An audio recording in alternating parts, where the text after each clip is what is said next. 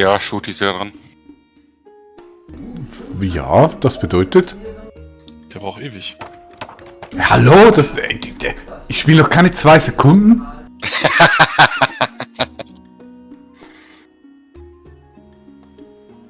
Wie lange ist er wirklich schon dran, Stefan? Er hat schon recht. 2 Sekunden schon! Boah! Mein Gott, das geht ja gar nicht. Ja. Endlich mal jemand, der mich versteht.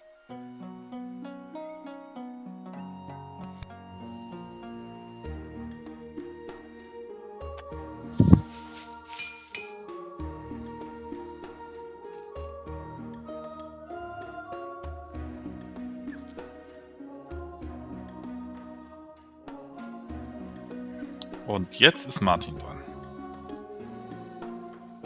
Ja, jetzt können alle einen Kaffee holen gehen. Genau. Oh, Also zu mir sagt man, ich sei manchmal gemein.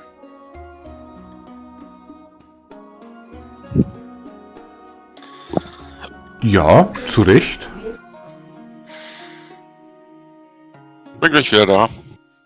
Siehste? Das war eine nette Information, dass er weiß, er kann jetzt einen Kaffee holen und er nutzt es aus. Aber Moonrider ist schnell. Mhm. Das heißt, ich sollte vielleicht besser nicht auf mich hören.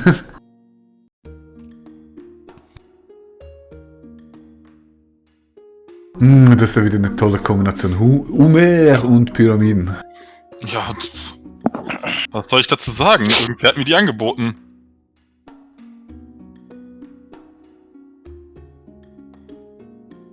Was? Tim hat jetzt Fate Roots?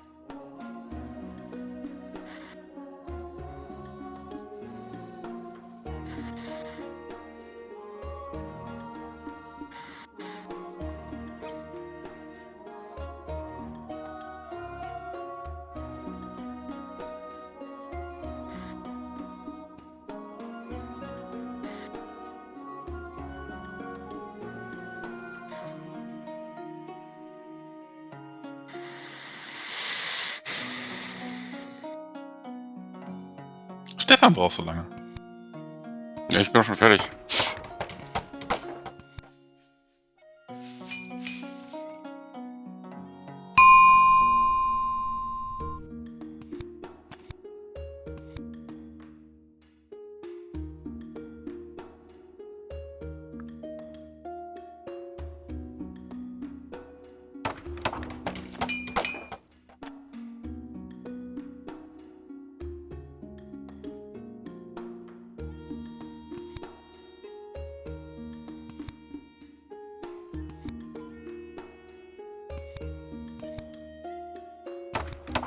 Mhm.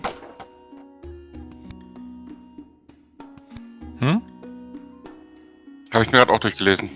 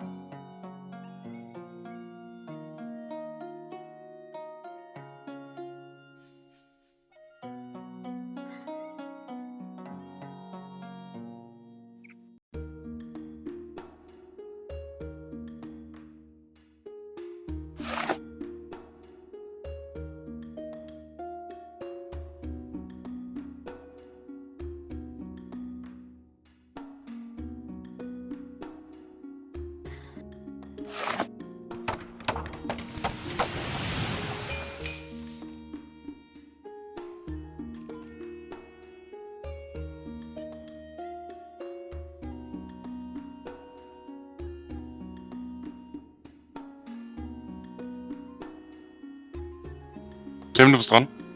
Ich spiele schon, ja. Ach, ich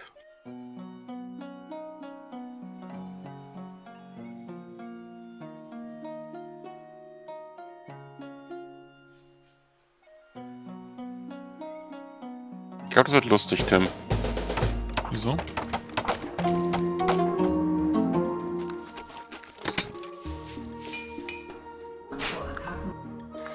Ja, es wird lustig.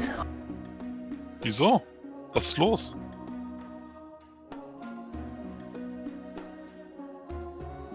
So, wie machen wir das denn jetzt am besten?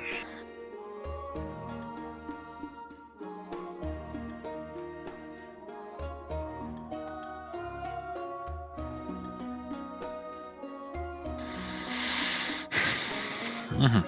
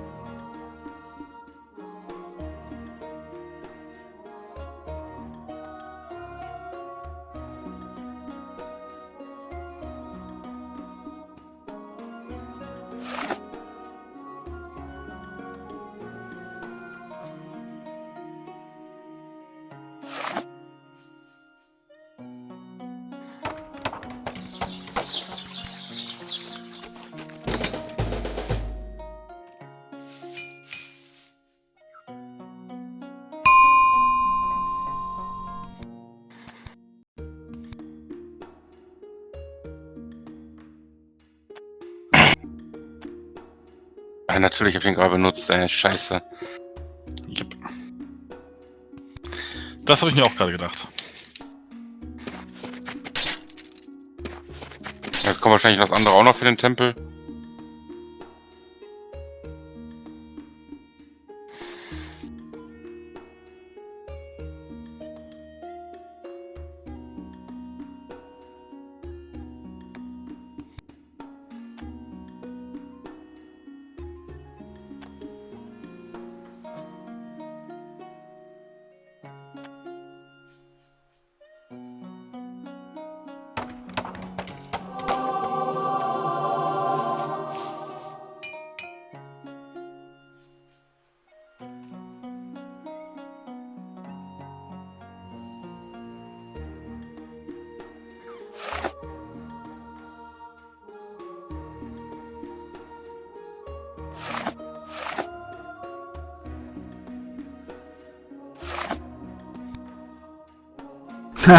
Genau. Klar doch. Scheiß Spiel, echt. Ich habe gerade selber eingebaut. Ah, fuck.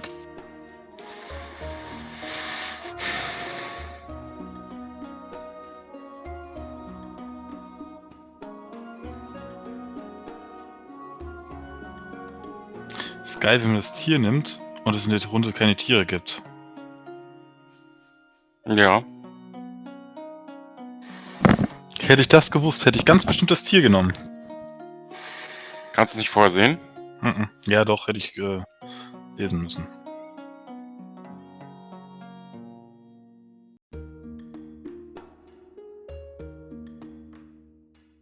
Wieso hast du 4 zur Auswahl?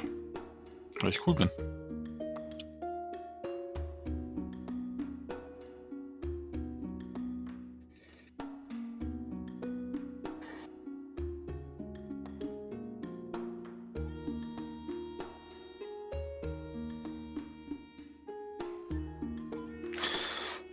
Voll das Hochrüsten hier heute. Woran das wohl liegt, ich habe keine Ahnung. Puh, ich auch nicht. Stefan, hast du eine Ahnung? Ich bin nur mit dabei. Bash-Ziel Nummer 1. Ja, noch gibt es ja keine Bash-Karten irgendwie gefühlt, sonst hättest du ja schon Doch. was abbekommen. Gibt es. Sonst hättest du ja schon was abbekommen. Gibt es. Ich hab sie auf der Hand. Dann ist gut, dass du die hast und nicht wir. Dann bash dich selber. Ja.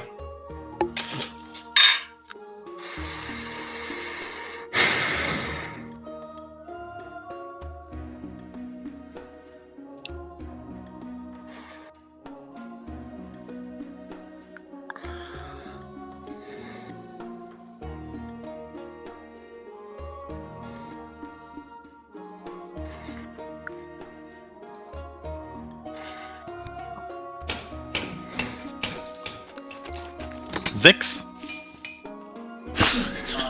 Respekt. Respekt.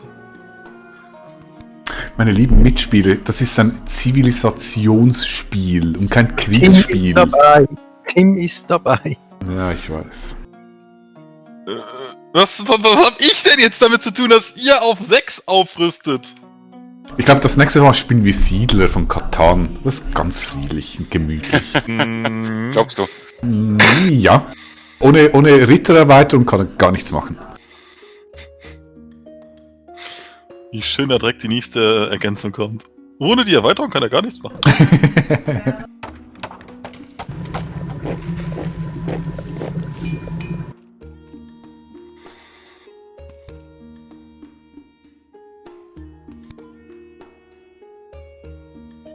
Nein. Schon wieder eine Runde verpasst. Wie schaffe ich das?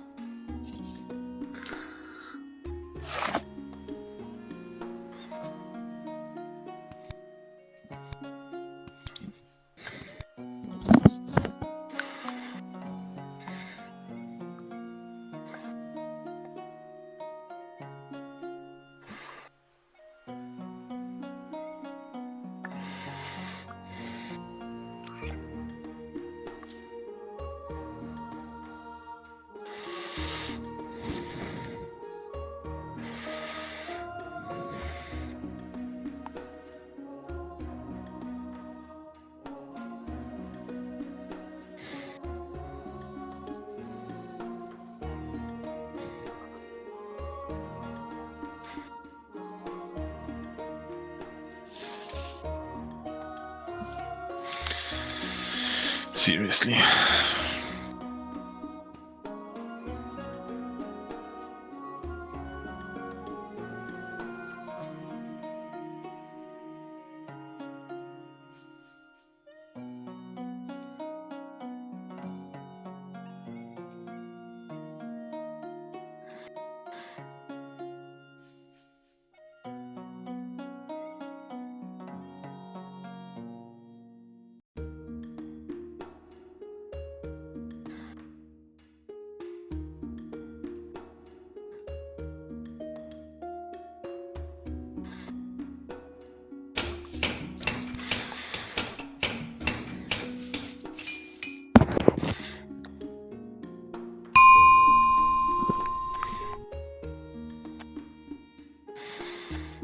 Wer frisst sein Mikrofon? Oh, Stefan ist endlich fertig. Entschuldige. Läuft gerade nicht so. Ja, bei mir auch nicht.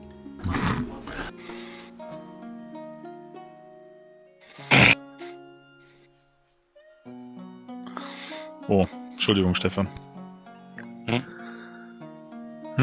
Was meinst du?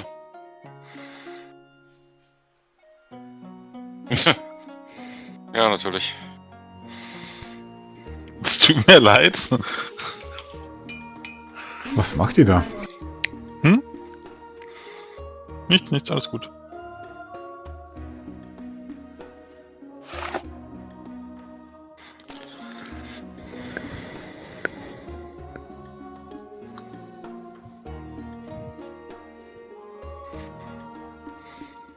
Ich denke, in diesem Spiel machen wir keine Wirtschaft. Wir stecken einfach alles im Militär. Das klingt eigentlich ganz sehr. Also wenn ich mir momentan die Verteilung anschaue, läuft es genau darauf hinaus. Macht ihr mal. Naja, Konto braucht es diese Philosophie nicht, oder? Welche? Die hier. Ach ja, genau. Nö, sind nur Kosten. Genau. Forscher wollen bezahlt werden. Das heißt, ich kann es nicht aufbauen. Ah, schade. Wieso nicht? Achso. Ja, weil ich kann die Archimede nicht bauen. Wieso nicht? Ich hab mir jetzt den Tempel zerstört. Den hier. Das Labor. Das,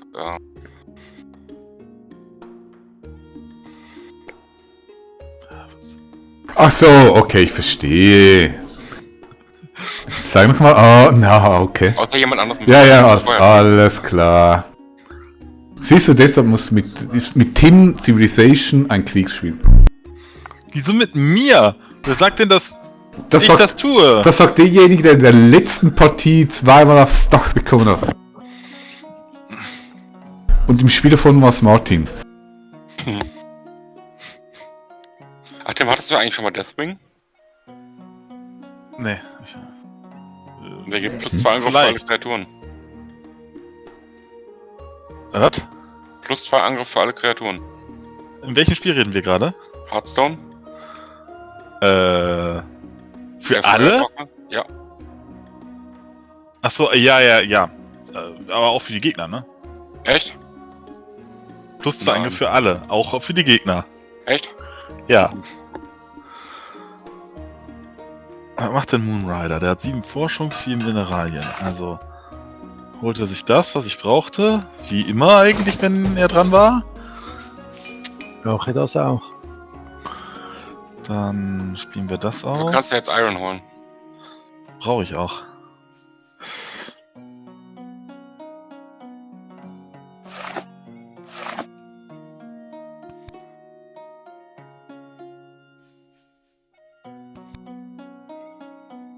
Ja, das ist natürlich böse. Das sind die, ja.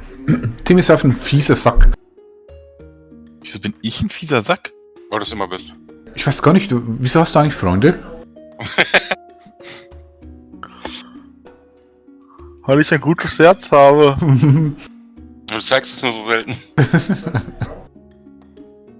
Wieso hat der 9 Stärke? Weil Ja? er die große Wand hat. Nee, Moonrider. Ja. Ach so, wegen, ja, wegen, und der andere jetzt auch. Ey, hört doch auf, Jungs.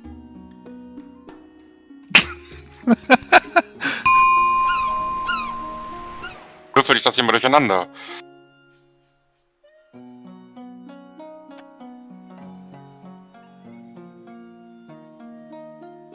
Irgendwer würde jetzt militärische Stärke verlieren. Irgendwer. Wir wissen noch nicht wer. Irgendwer entscheidet noch. Tim. Tim. Tim hat schon abgegeben. Ja, du hast es gewonnen. Ist ja traumhaft. Na gut, dann verliere ich für Stärke.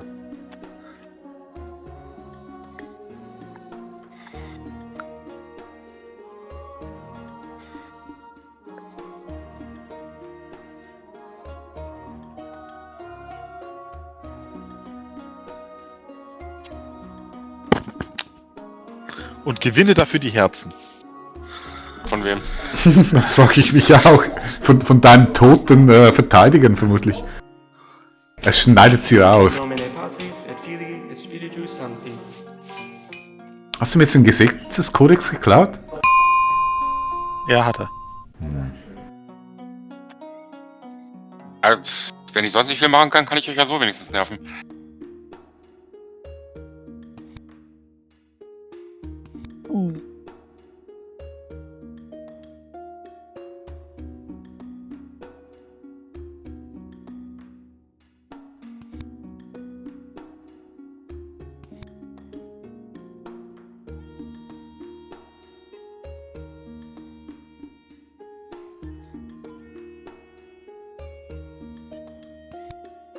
Sieht nicht gut aus, Tim.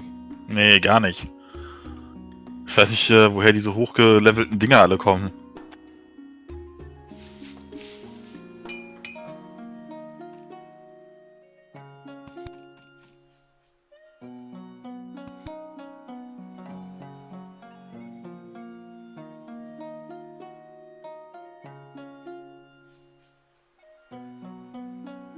Genau.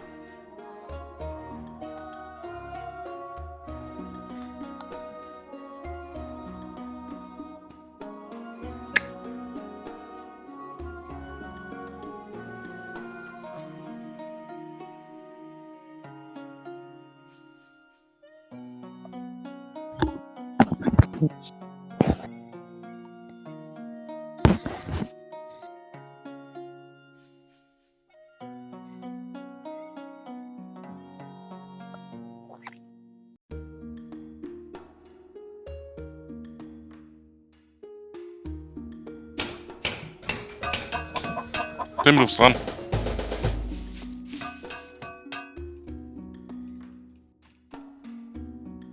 Ja, ich mach mal vorwärts, Tim, ey. Oh, kein Open Borders Agreement. Ne? Ja, klar.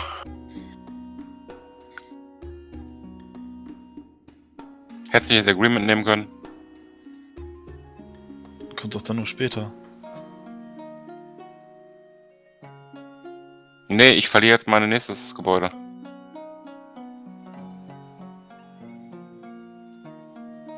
Super. Nicht meine Runde.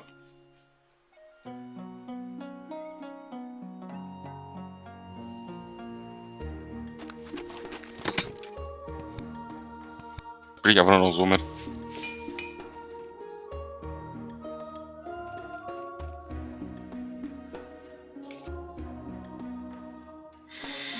Das hat Judy im letzten Mal auch gesagt und wurde mit Abstand Zweiter. Mit Abstand Zweiter. Ja. Ja, Abstand zum Ersten, das ist korrekt. Und zum dritten. Na ja. Siehst du, der dritte stimmt mir zu. Weißt du, ist sonst schlimm, du verprügelst alle, hetzt alle gegen dich auf und dann hetzt du die Leute noch untereinander auf und... Klingt effektiv, muss ich ehrlich gestehen. Du hast echt Freunde. Stefan, sind wir befreundet? Manchmal. Ja, das,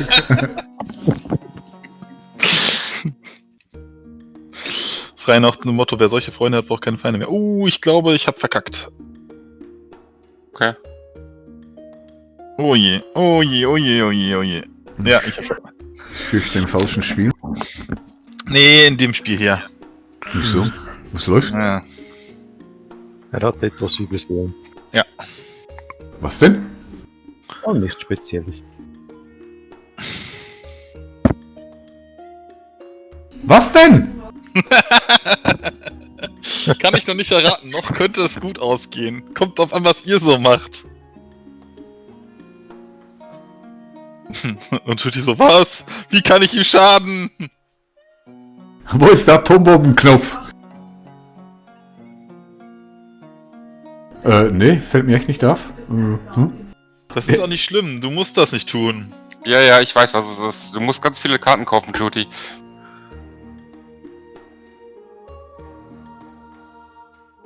Ich weiß nicht, wie man das spricht. Ja.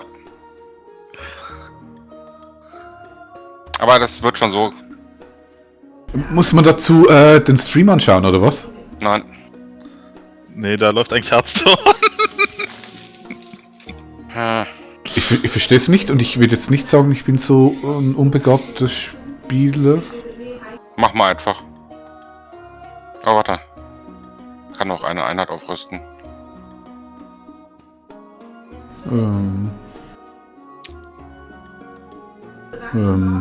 Okay. Du bist dran. Ach du Arsch. Ja, sorry, aber das Noch geht es. Nee, Ja, ja. geht nicht.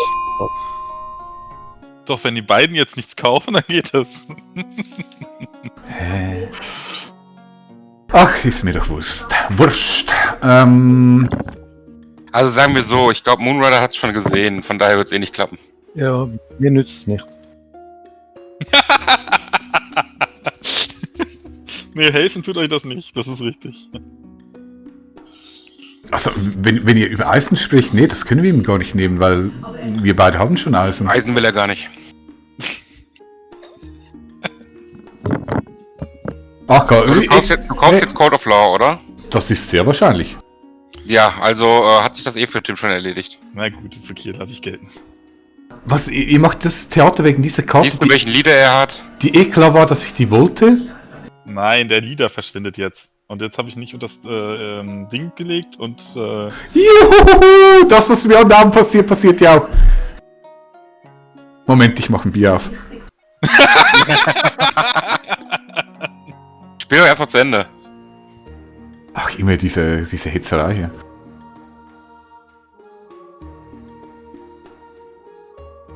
Ich bin gleich wieder da.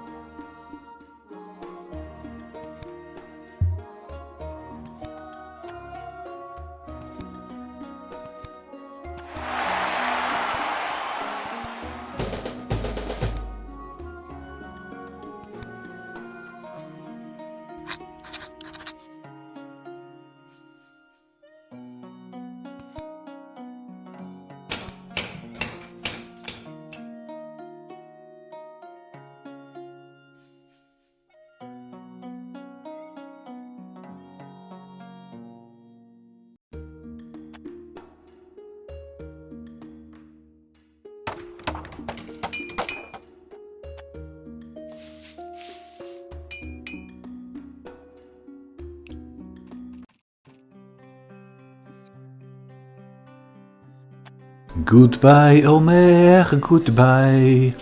ja. Ach, dass ich das noch erleben darf.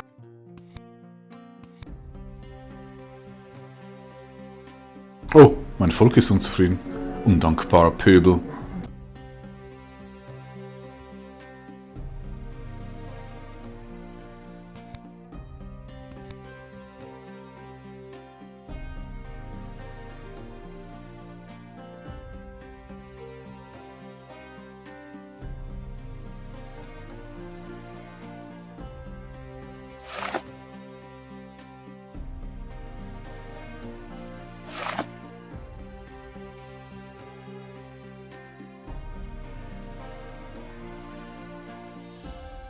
Yay, meine Karten sind auch weg.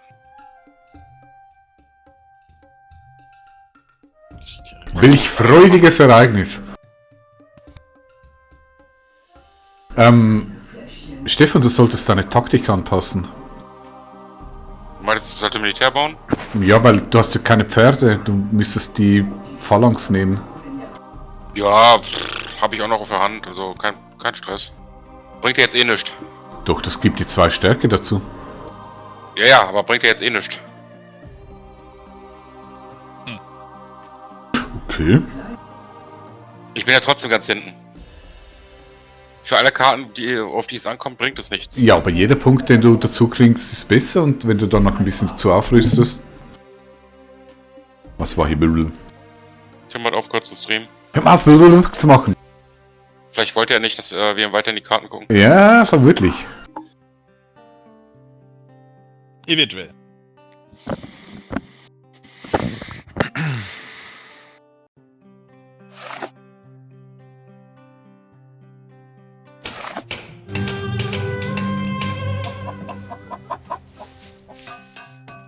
Dinge passiert. Mhm. Gute Dinge. Ja, aus Napoleon. Ach nee, das bringt ja nicht viel. Nice. Oh, ja.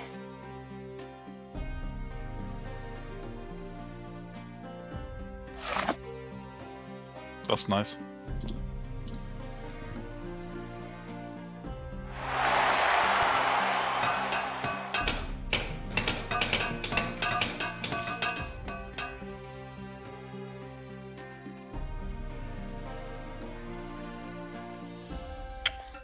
Das ist nice. Wieso machst du so viel Kultur, Stefan? Michelangelo und die beiden Wunder passen zusammen. Okay, aber dann ist die Beschreibung von Michelangelo falsch, oder? Nein, der kriegt +1 für jedes meiner Wunder. So, okay. Und die St. Peters Basilika bringt nochmal +2 für die hängenden Gärten. Was? Nein, du kriegst für jedes Happy Face, was du hast, ein Kulturpunkt dazu. Ja, und du produzierst 3 Standard und 3 extra. Und einen extra wegen dem Wunder.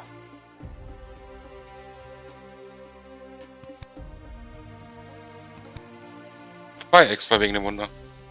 2 Happy Faces bei den hängenden Gärten bringen 2 extra Nein. Kultur von durch die St. Peters Basilika. Doch. Ja, hat er noch? Natürlich, hat er recht. Du produzierst 3 Stück Standard. Wieso 3 Stück Standard von was? Von den den Wundern. Okay, unten links, korrekt. unten Ja, links. korrekt. So. Gut. Dann hat er 3 Happy Faces und kriegt 1 extra. Sind 4. Und macht insgesamt 7.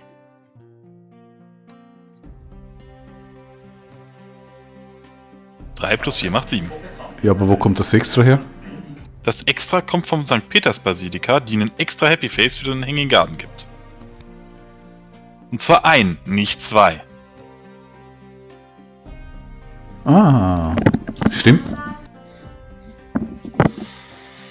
Krasser Kulturtreib, was ist los? Hier, das ist ein Kriegsspiel hier. Hör auf, Kultur zu machen. Sagt der Mensch mit +5 Kultur. Entschuldigung, ich habe auch nur +8, ja? Ja. Whatever. Genau.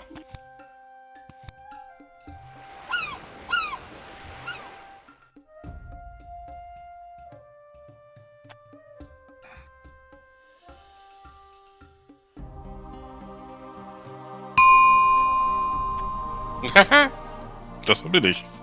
Juhu, meine Bevölkerung ist wieder glücklich. Ja.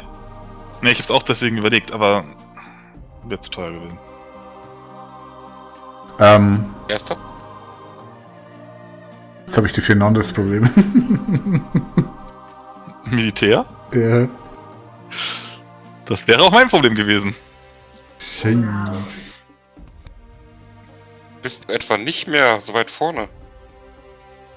Nee, er ist sogar anfällig und Ja, und er hat keine Produktion für Nahrung. es gibt 2 Leute, 3 Leute nach ihm mit 4, 6, 7, 8, 9, 10, 11, 12 Karten auf der Hand. Wenn er keine auf der Hand hat. Oh. Ja, und er hat nichts zum Verteidigen. Er zieht gleich 2 Karten, aber ja. Ach ja, und habe ich erwähnt, dass er auch keine Nahrung hat, um Leute auszuheben? Ja, das habe ich ja schon gesagt. Aber er hat Eisen, also von daher. Ja. Ich bewerfe euch mit Eisen. Er kann jetzt die Bibliothek bauen und dann?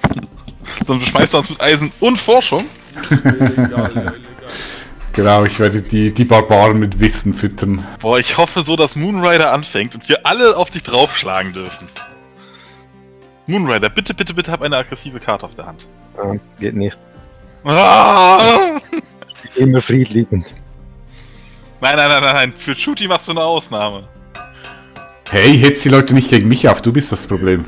Ich bin das Also Problem. ich bin dabei, Tim, ich bin dabei. Also Tim ist als Problem bekannt. Shooty muss erstmal seine Runde beenden, da mit seiner Vierer-Verteidigung. Also Tim, wenn du das machst, ich habe noch 2 Angriffskarten. Oh, traumhaft.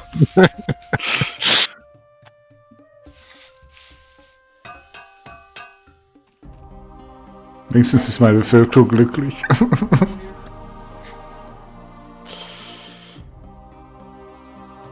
Und du hast schon wieder 2 Nahrung. Oh, guck mal, der Oceanliner. Mhm. Schielen gerade 4 Spieler drauf, so. Hom, Oceanliner. Für Shooty kostet ja schon einiges. Für Moonrider auch, der hat auch 2. Wir haben alle 2. Oh, ich hab ganz einen blöden Ja, Fehler ich gemacht. habe aber Michelangelo. Ah, ja, stimmt. Ja, gut, okay. Einmal Oceanliner für Stefan. Also, du kannst ihn ja auch nehmen, ne? Oder Moonrider. Nein, zu wenig Punkte. Oh, stimmt, ja. Ich könnte ihn mir nehmen, aber dann würde ich alle dafür opfern.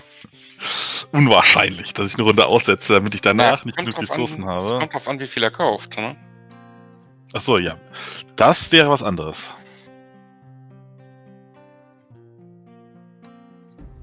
Ich habe einen blöden Fehler gemacht, noch einen blöden Fehler. Das macht 2 blöde Fehler. Ja, Das, Schön. das wird wehtun. Nicht so weh, wie es weh tun könnte. Mhm. Moonrider hat ja scheinbar schon mal nichts dafür in die Richtung. Ich sag einfach nochmals, das Problem in diesem Spiel ist Tim, nicht ich. Tim hat aber auch Zeit keine zu reden, Aggressionskarten. Und so leider. nebst dem spieltechnischen Talent von Tim, dass er gut spielt, muss man ihm eingestehen, hat er ein zusätzliches Talent, das viel besser ist. Er verwirrt die Spieler und hetzt sie gegeneinander auf. Seriously? Ja, absolut. Ja gut, das Talent braucht er aber auch, wenn alle gegen ihn spielen, ne? Weißt du, ich erkenne das dauernd, weil ich mache genau dasselbe. In der Regel in den Spielen, die ich spiele, in den Runden, in denen ich spiele, bin ich immer der Böse. Bin ich eigentlich der Tim, was Tim in dieser Runde ist, bin ich da. Okay. Nur Tim treibt das irgendwie noch auf ein anderes Level als ich mache, echt. Ne, es war blöd. Tim ist also der timmigere Tim. Also Tim ist eigentlich ein besserer Shooty diesbezüglich. Okay. Oder ich bin ein schlechterer Tim. Man kann es so oder so sehen. Ja. Wie es einem besser gefällt. Ach, Tim kann sich den Oceanliner auch kaufen. Das hast du gut zusammengefasst. Mann, ich bin so blöd. Ich hätte die Nahrung upgraden müssen. Jetzt muss ich nochmals eine Runde durchstehen. Ich bin so ein Idiot. Mhm.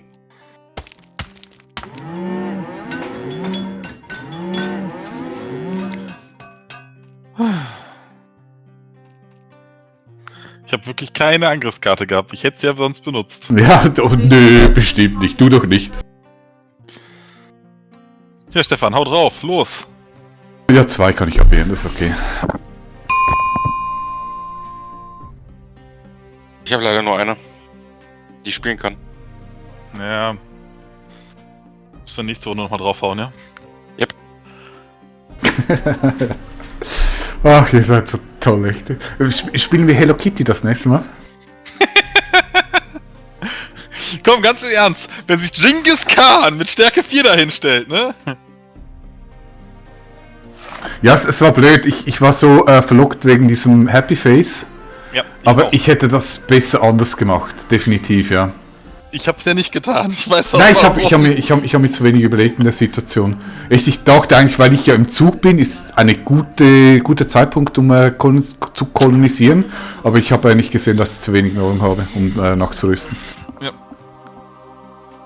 Ja, wobei Stefan sieht das echt momentan echt gut aus, ne? Also, was der da momentan an Ruhm produziert. Das ist aber nur bis Ende des Zeitalters. Ja, aber bis dahin hast du ungefähr 30, 40, 50 Vorsprung für uns. Naja, das geht ja, ist ja nix. Also Shooty ist gerade mal 10 hinter mir. Ja, für das, dass du eigentlich militärisch so schwach warst, hattest du auch wirklich viel Glück, dass nicht groß was Ja, wie gesagt, ich hatte die Karten auf der Hand auch. Ich, ja.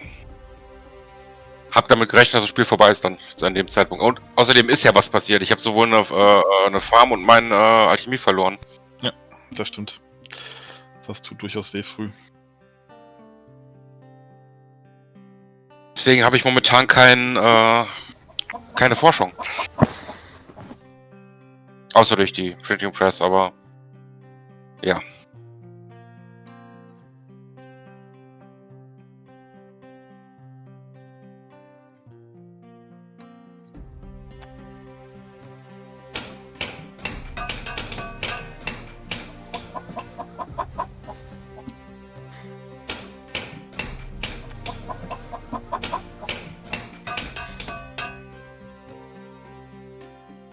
Tja, dann halte ich jetzt einfach mal, mache ich einfach mal die Augen zu, bis sie sagt, ich bin wieder dran.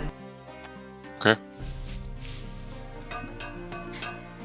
Aber du musst zwischendurch wahrscheinlich was machen, wenn irgendwas... Nein, wenn ich nicht reagiere, passiert nichts. Oh, bitte, hab mittlerweile eine Angriffskarte.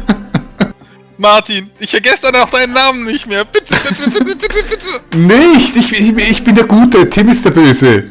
Ich bin der gute Zwilling. Ah, bitte, lass es wahr werden.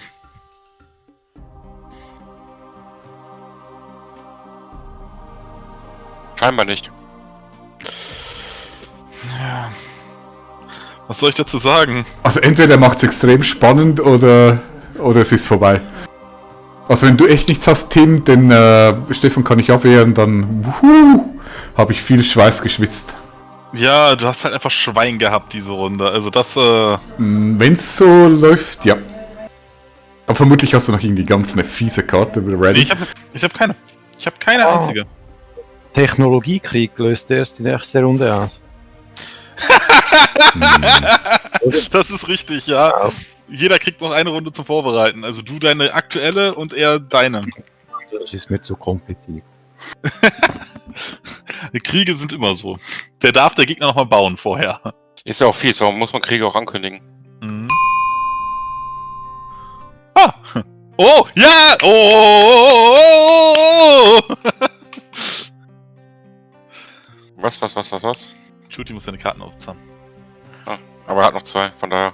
Nee, ich kann eine. mit 2 Karten nicht Keine Stärke Bonuskarte. 3 kontern. Achso. Es sei denn, ich hätte eine Bonuskarte. Mhm. Ach, Martin lässt sich einfach manipulieren von Tim. Ja, das ist voll die Manipulation, 5 Ressourcen seiner Ball zu bekommen. Boah, ist das eine Manipulation.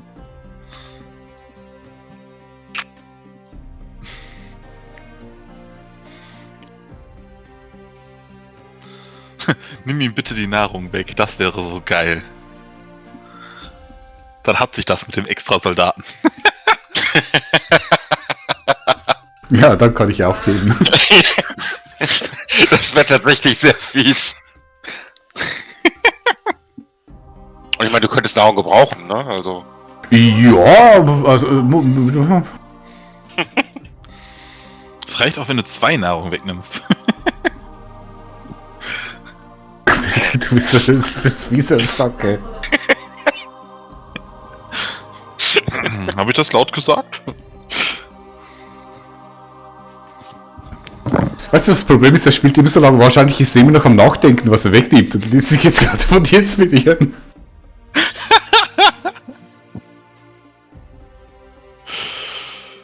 Finde ich gut. Gefällt mir.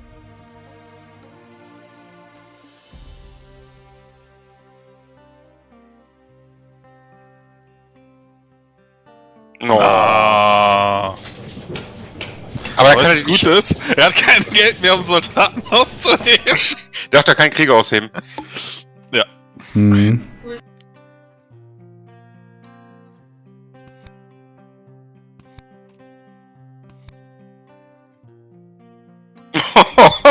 Okay, gut. Game over. War schön mit euch zu spielen.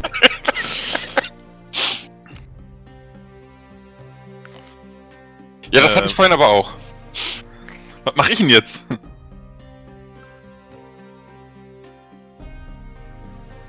Scientific Method. Oder Kohle. Ja, Kohle ist so teuer. Ja, dann kauf mal genug, dass Kohle günstiger wird.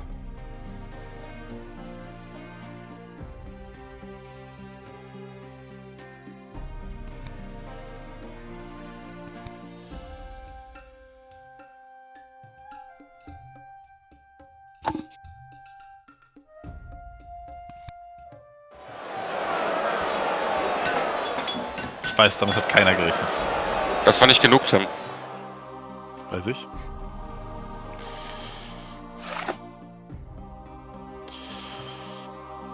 Hier, Tutti, wen reichst du gleich ab? Tempel oder? Ja, zwei ist easy.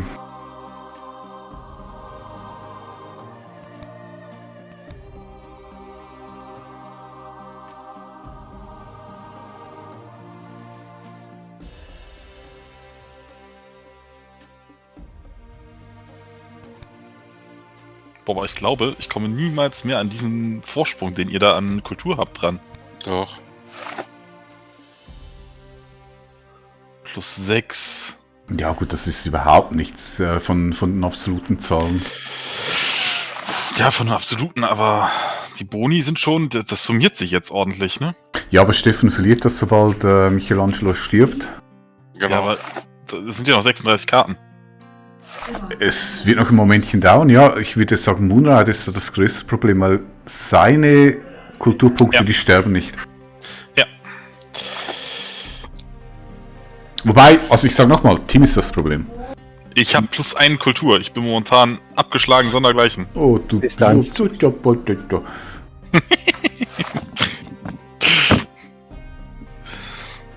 Man könnte fast meinen, er glaubt mir nicht.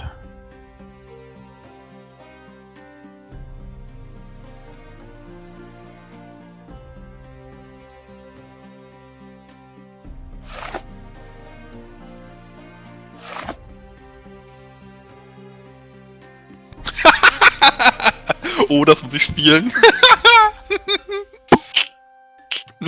Tim nicht. Ich bin gerade im Terrorismusgeschäft eingestiegen. Okay.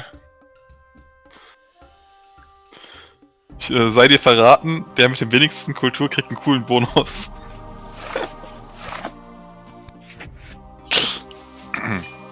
Oh, da kannst du überall ein Gebäude abreißen, oder? Das ist genau so. Ja, das ist übel. Jetzt bin ich mal gespannt, was Chuti so reißt, diese Runde. Ich auch. Ja, die Stärke ist wieder da. Das ist nicht das Problem. Jericho kommst jetzt auf 6, oder? Nee, auf 8. Dann kriegt er noch plus 2 durch die, Ach, Ja, ich kann ich- jetzt Knights machen. Okay. Genau, ich kann einfach einen Soldaten machen und krieg da die Taktik wieder. Einfachen Soldaten. Ja, Ach, die Dreier-Taktik, okay. der Speerkämpfer. Aber du brauchst doch... einen Warrior kann er machen. Ja, Genau. da musst du die Taktik aber wechseln. Nee. Nee, er hat die Dreier-Taktik mit 3 Infanterie und die hat er. Nee, er hat die Taktik mit dem Pferd. Ja, aber ich habe Ja. Genghis Khan. Er ist Genghis Khan. Ach, okay, die zählen wie... Ja. Das heißt, er kriegt 4 dazu, dann ist er bei 8. Das heißt, er ist der zweitstärkste. Kriegstreiber. Ja, ihr kleinen Scheiße, das habt ihr jetzt von. Ja, krieg ich wieder drauf. Es ist total frustrierend, dass ich die meiste Stärke habe, aber einfach keine aggressiven Militärdinger kriege. Schön, dass ich die niedrigste Stärke habe, aber die ganze Zeit diese aggressiven Dinger kriege. Hm. Das kriege ich voll oft.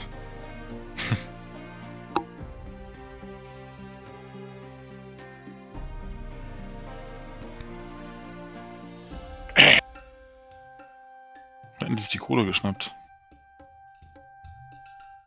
Stefan. Mhm. Wolltest was sagen? Nee.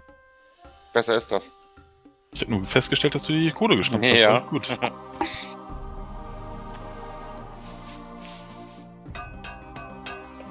Ach, der Johann.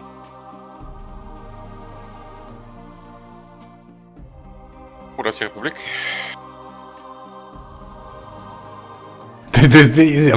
Immer, ja, natürlich. Die wird ganz bestimmt bei mir ankommen. Die wird spätestens bei Tim stoppen. Tim überlegt, den Kreml zu nehmen. Also die Karten, die laufen wieder mal toll. Den Kreml. Mhm. Mehr. Im Gegensatz zu euch habe ich keinerlei Happiness-Probleme. Ich habe auch kein Happiness-Problem. Okay, wir beide haben keinerlei Happiness-Probleme. Niemand hat ein Happiness-Problem. Naja, aber wir sind doppelt so happy wie ihr. Ja, aber das heißt nicht, dass ihr ein Happiness-Problem habt. Das heißt, ihr habt ein Über-Happiness-Problem. Nein, wir haben kein Es gibt hier keine Überhappiness. Ihr vergeudet Happiness. Nein. Ja, Kreml bringt dauerhaft diese 2 Punkte extra, ne? Mhm. Ja, Kreml ist nice, wenn man ein Über-Happiness-Problem hat. Er hat's verstanden!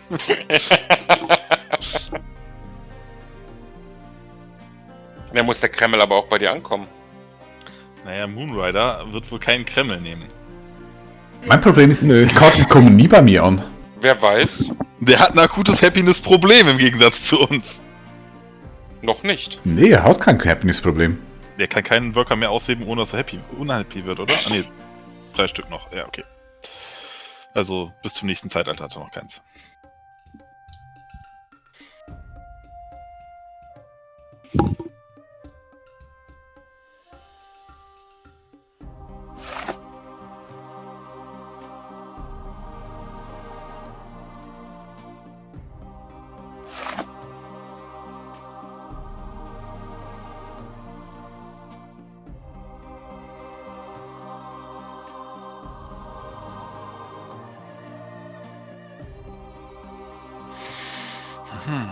Moment, wir sind bei Teamsports?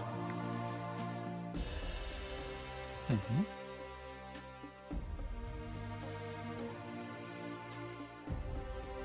Meinst du, sind wir schon im vorletzten Zeitalter? Ja.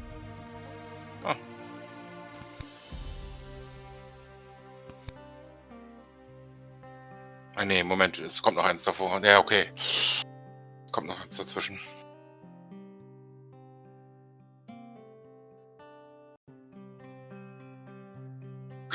Moonrider erinnert mich in Wirklichkeit die ganze Zeit an Ghost Rider. Wer ist Ghost Rider? Eine Comicfigur. Du hast noch nie ein Bild von ihm gesehen. Glaube ich. Ich? Noch Ja. nie? Von Moonrider. Nee, den Namen. Achso. Ach ja. Da ist sie weg. Ja. Und wie lange überlebt die konstitutionelle Monarchie? Ach, Lange. das Spiel mag mich heute nicht.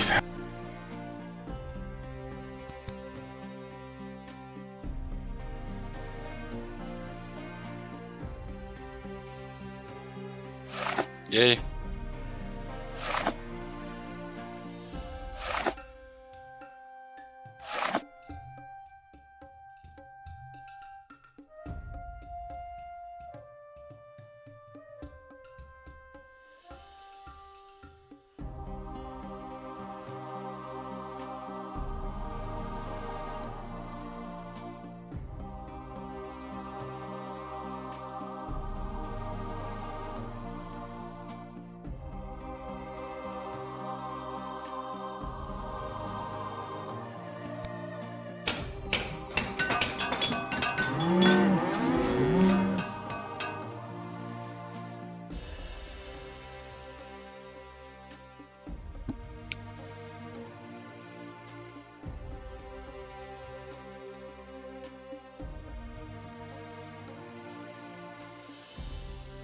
Krass. Shooty hat am meisten.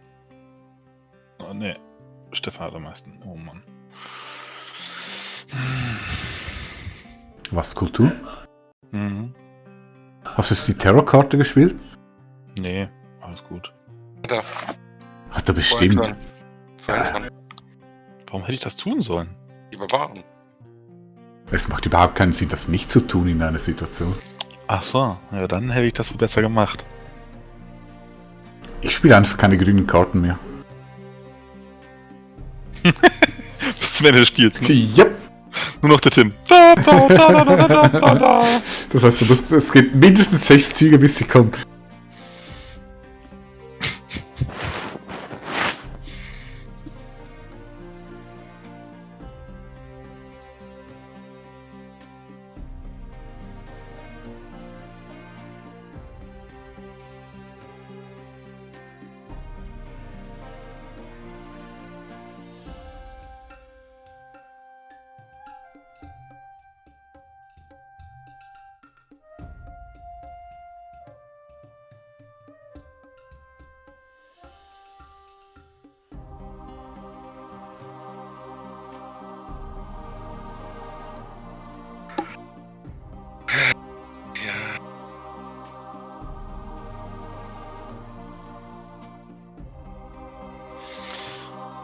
Haben wir nicht gebraucht.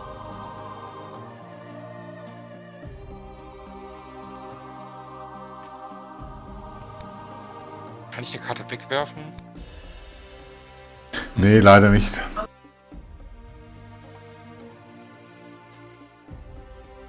Wer dümpelt denn da mit +1 Forschung und 3 Forschungskarten in der Hand rum? Ich? Schon aufgefallen.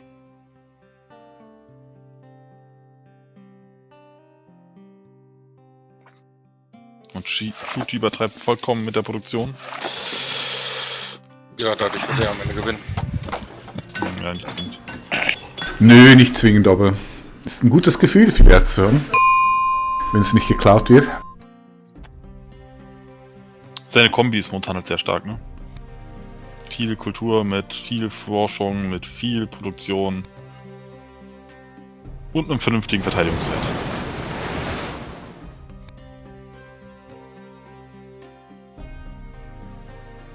Ja, dann die Barbaren haben mich gerade rausgebracht. Sonst sähe das bei mir gerade anders aus. Wenn die nicht gekommen wären, hätte ich jetzt irgendwie ein bisschen anders bauen können.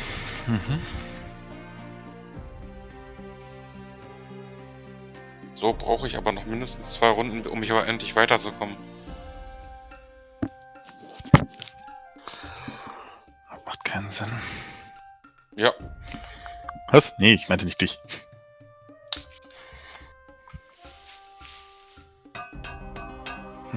weil die Kultur wird mir gleich geklaut.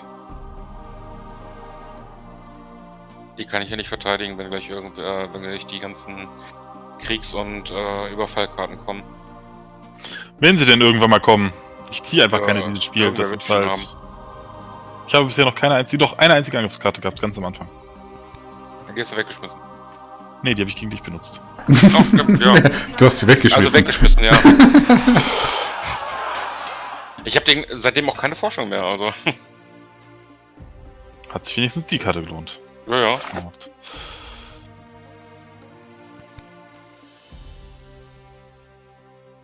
Yay.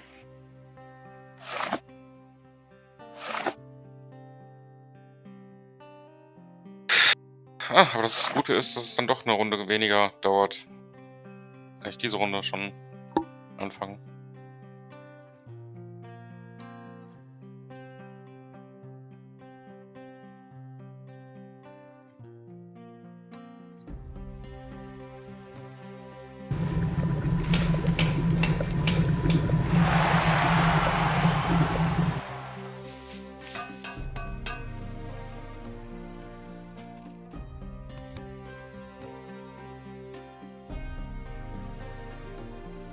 Nein. Welche Depp hat diese Karte gespielt?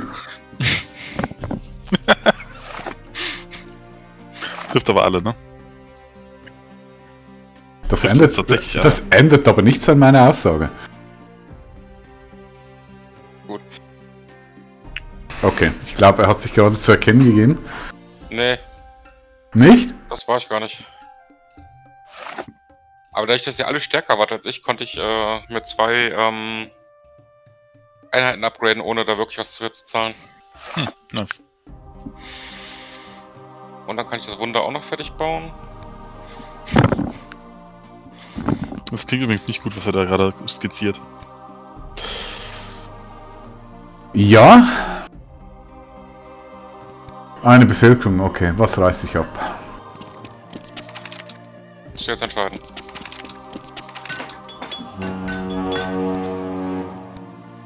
Journalism, endlich! Das Ja, kommt bestimmt bei mir an! Nein! Scheiße. Das sind nur 2 Spieler zwischen mir und dem Journalismus. Kohle ist auch noch da. Ja, nehme ich ansonsten. Obwohl, doch, Schuti hat schon Kohle. Ich? Wo denn? Ah, nee, ist Eisen. Entschuldigung. Los, verteidige dich, Moonrider! Ja, ich bin mal kurz am Balkon. Ja.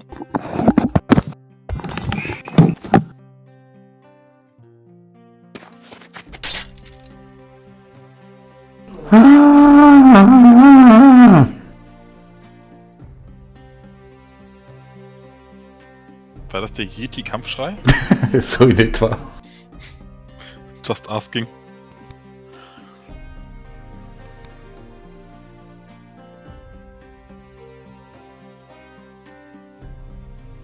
Boah, wenn ich irgendwann mal eine bessere Staatsform kriege, wäre das so genial.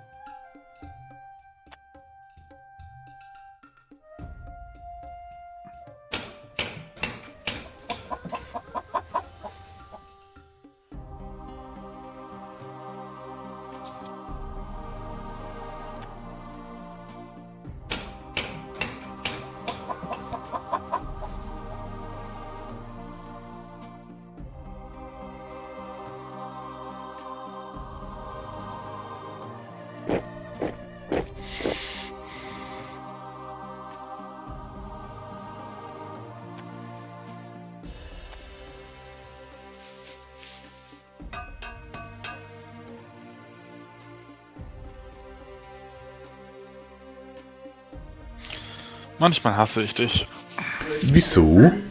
weil du die Technologie genommen hast, die ich haben wollte. Welche? Die Soldaten-Dingsbums? Strategie, ja. 3 Angriff plus 2 rote Panopels.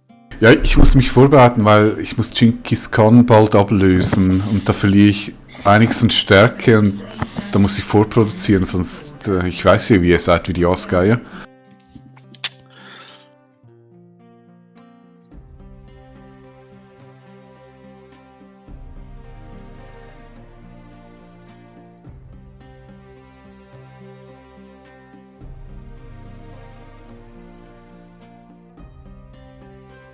Das nächste Ereignis ist übrigens gut für euch, Wieso siehst du die? weil ich da ausgespielt habe. Ja, aber wieso siehst du es? Oben links draufklicken, dann siehst du, was das nächste ist. Wenn eins davon von dir gespielt wurde.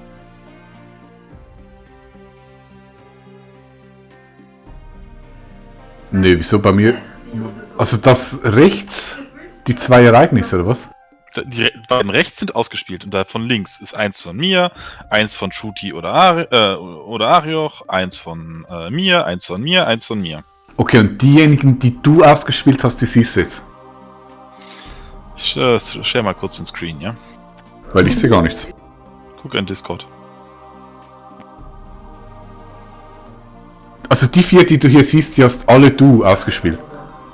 Du siehst, wer was ausgespielt hat hier bei mir, richtig?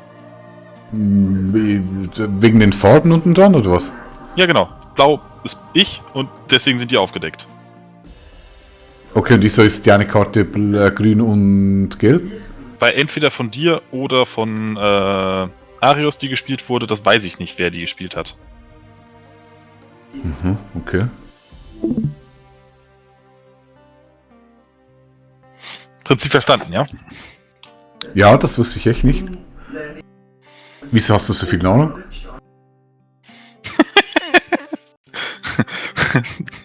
Da kommen wir ja noch mal was drauf. Ja, ich meine, klar, Good Harvest, aber jetzt abgesehen, lassen wir das Ereignis mal weg, ist ja 16 Nahrung plus 5 ziemlich wie sagt man? Committed? Nein. Was ist too much, oder? Nö, finde ich nicht. Du hast weil du gar nicht so viele Aktionspunkte hast, um die alle zu rekrutieren und einzusetzen. Und wenn du es nicht machst, dann hast du voll die fette Korruption. Du hast Probleme, guck mal hier. Erstmal holen wir uns Nahrung. Und noch 6 drauf. Ja. Dann. Ja, okay. Das. Shooty ist ja immer noch dran. Nee, ich bin mittlerweile dran. Was? Das ist Verleumdung. Was ist denn hier los? Hast du nicht abgedatet, weil es minimiert war.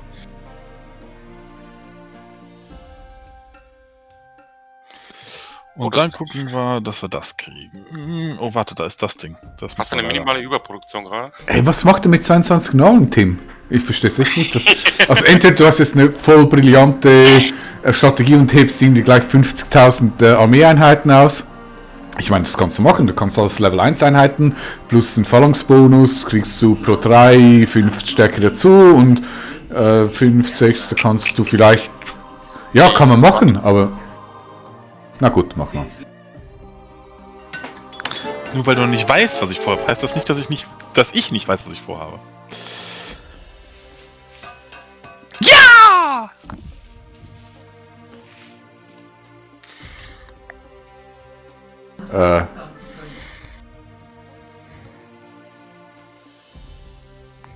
Was? Du hast die meisten?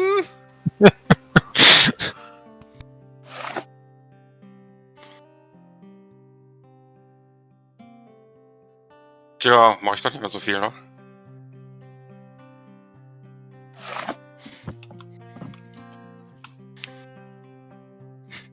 Dafür, dass ich noch die Regierungsform habe, habe ich verdammt viele von diesen Pnöppeln.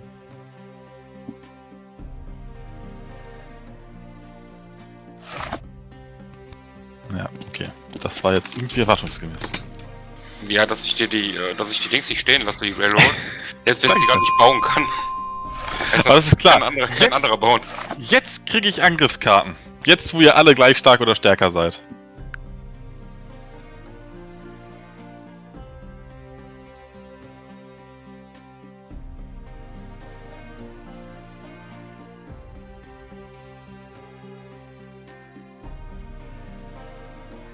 Stefan? Ja, ich überlege gerade, Achso. ob ich das möchte. Natürlich möchtest du das. Guck mal, du produzierst 0 Nahrung. Mhm. Das sollst du mir einen Handkuss geben. Ja, oder er hat den Oceanliner und braucht eh keine Nahrung. Und einen Fußkuss dazu. Ja, ich mache es, weil das Zeitalter gleich vorbei ist.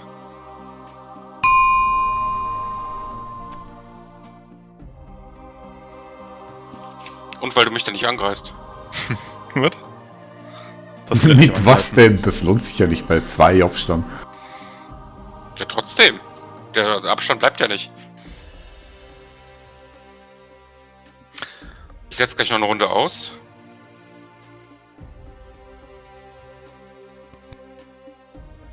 Ausgezeichnet, er will aussetzen. Naja. Muss mir das Angst machen? Ich glaube schon. Nö, wieso?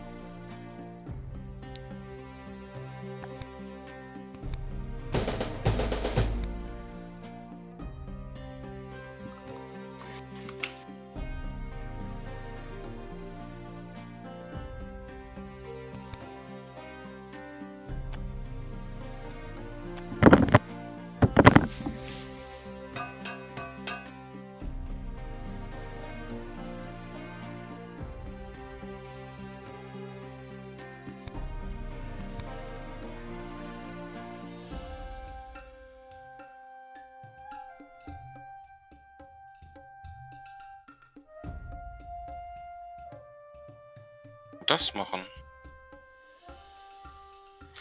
Ja, das Problem ist halt, dass ihr alle gar keine blauen Karten, grünen Karten mehr unten ausgespielt habt, ne? Das ist, wenn man führend ist, echt kacke. Ich hab ausgespielt. Ja, aber erst, nachdem ihr 4 Karten in Folge alleine gespielt habe, Stefan. Nee, ich hab zwischendurch auch ausgespielt. Ja, ich sehe oben, wer wann was gespielt hat. Wo denn? Oben links kannst du draufklicken. Also wann ist das scheiße? Wenn du vor die meisten Military Points hast. Du hast Ja, keine ausgespielt. aber ich habe das, gerade in der letzten Partie habe ich gesagt, ich spiele nie grüne Karten, wenn ich nicht Ja, der Führer bin. Das Ja, macht ja genau. keinen Sinn, weil da profitiert nur ein anderer. Ja, gut, die Also- stimmt so nicht. Doch, also ich sage, 7 von 10 Karten sind auf Stärke basiert. Ja. Das stimmt so.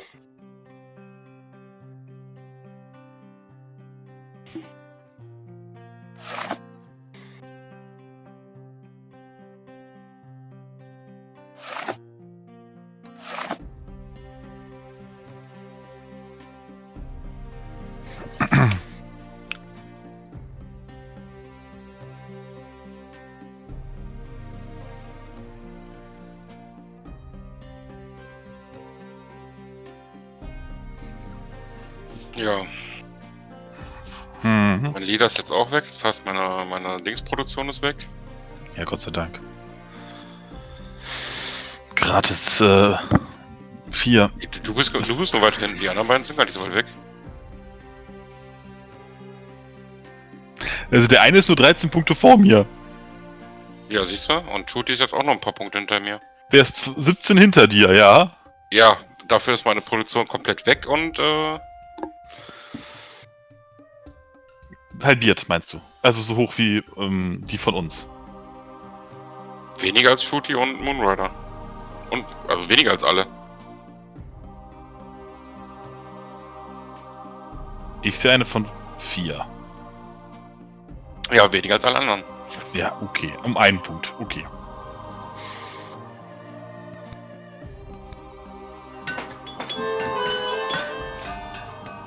Ja, nicht, dass du direkt Shakespeare und die Oper... Boah, ey, manchmal die Leute, ne? Ja, das passt gut.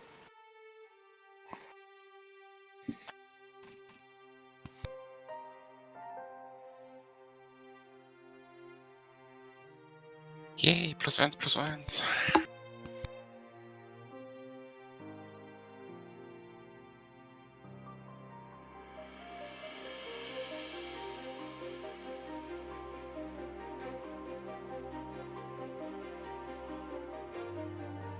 Könnt doch einfach Gandhi nehmen.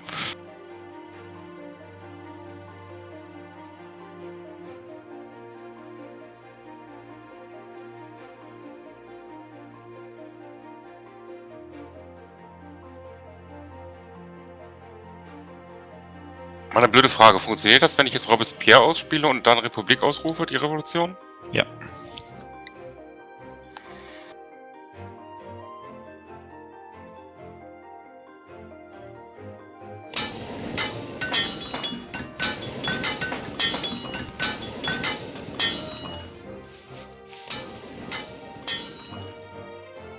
Erst Robespierre.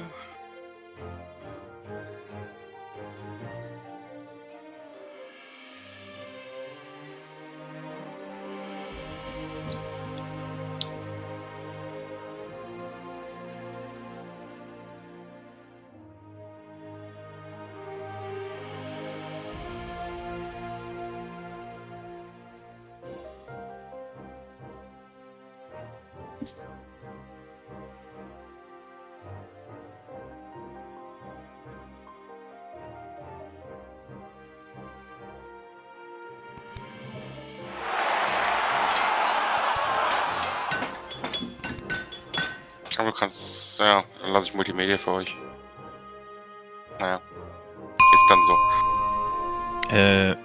Wir müssen auch erstmal all die Sachen, die wir haben, ausspielen. Ich meine... Guck dir Shooty an, der Journalism, Opera und die Monarchie. Ja, ich weiß. Aber der hat ja auch eine Produktion an Nee, Forschung. ja, aber +3 ist nichts.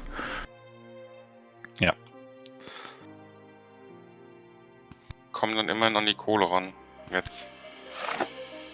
An die Kohle? Mhm. Ach, du hast Kohle. Ja, okay. Ja, mit der Revolutionsidee kriege ich das. Ja, aber du bist raus, weil du zu wenig Produktion hast. Du hast nur 3. Damit kriegst du ja nichts mehr gebaut. Nicht mal mehr die Kohle. Die kostet 8. Das Upgrade kostet zu viel, ne? Ja. Ja.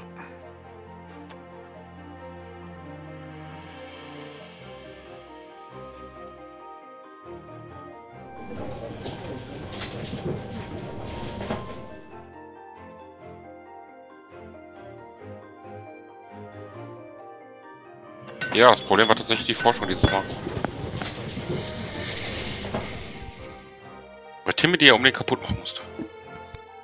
Du hättest sie auch irgendwann wieder aufbauen können. Nein. Zu dem Zeitpunkt war das echt nicht möglich.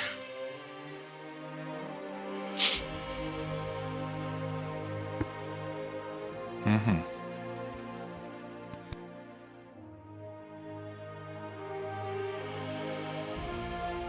Ich wäre so froh, wenn ich irgendwann mal eine neue Staatsform kriegen würde. Ich habe nicht ganz gespielt. Mi. Entschuldigung. Sagt der Mann mit der Monarchie auf der Hand. Der sie jetzt ausspielen könnte. Weißt du was du an Überproduktion an Nahrung hast, habe ich beim Erz und ich komme hier nicht weiter. Weißt du, das Lustige? Ich produziere mehr Erz als du und habe zu wenig Erzproduktion. Das ist unglaublich. Oh, Dieses- Fundamentalismus, Tim. Diese elende Kriegstreiber macht mir das Konzept kaputt. Nee, ganz bestimmt nicht Fundamentalismus. Multimedia kombinierst? Ja, aber... Woher nehme ich denn die ganzen Forschungspunkte für das, was du gerade vorschlägst? Sobald du Multimedia hast, ist es doch kein Problem mehr. Mhm. Die Multimedia kannst du auch direkt Sobald ausspielen. ich diese 14 Forschungspunkte habe, von die ich nicht habe... Nein, du Multimedia ausspielen und direkt hochsetzen. Genug Nahrung hast, um das zu bevölkern, hast du ja auch. Also Nahrung ist jetzt nicht das Problem, da stimme ich dir zu. Ja. Doch, Nahrung ist ein Problem. Meins? Nein. Ja, natürlich. Ich habe kein Problem mit Nahrung, nein. Tim, das meinst du nicht echt? Jetzt, das ist nicht dein Ernst. Du hast 29... Okay, gut. Ja, ich sag SK. Haben wir nicht mal eine Hungersnot oder so? Warum spreche ich überhaupt noch mit euch?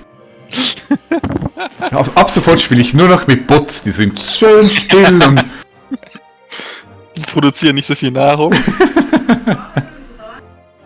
Okay, ich muss mal wieder Übersicht machen. Kultur. Oh. Sieht scheiße aus. Am Moonrider gibt Gas. Ja. Was hat denn der gemacht? Eiffelturm gebaut. Und Das, Mal. das Ding ist so still und da so unscheinbar und plötzlich, BAM! Kultur plus 10. Am Schluss bin ich der Letzte. BAM! Ja. Überfall! Oder Ich glaub- zweitletzte bei KI. Erfahrungsgemäß kriegen am Ende alle außer mir die Punkte. Außer ja, also Julius mit mitspielt. Ich habe das Spiel einmal gewonnen mit Shooty und einem Bot.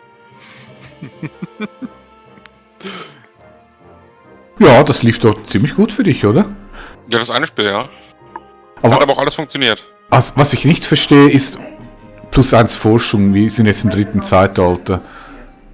Und, okay, ich meine, bei dir, Stefan, +3 Erz, +1 Forschung, da kannst du dir eigentlich die Kugel geben. Ja, Ja, gut, ich weiß. aber das gleiche ist da unten bei Moonrider mit +6 Ressourcen, +2 Nahrung und +1 Forschung. Aber er hat 19 Nahrung. Ja, da viel zu viel Nahrung. Und er hat Also, und er hat eine Produktion von +10 Ruhm, ne? also die, Wobei das das reicht. Das Erz ist ja noch okay, das kann er retten, aber die Forschung ist auch viel zu wenig. Bei dir aber auch, Tim. Was? Du hast auch viel zu wenig Forschung. Nein.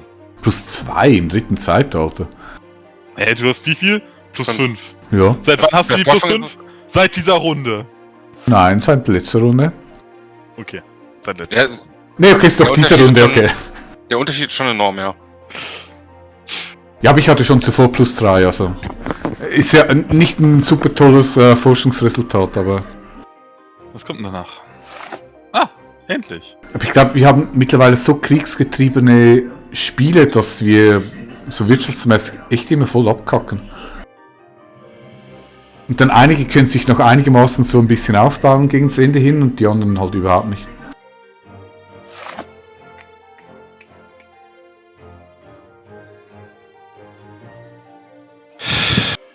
Ja, Moonrider könnte sich jetzt Multimedia schnappen und die Forschung aufbauen, aber für das muss er erstmal noch eine Forschung haben. Benedikt! Fuck Ich hab it! das 11. Die wird er im Leben nicht ausspielen können!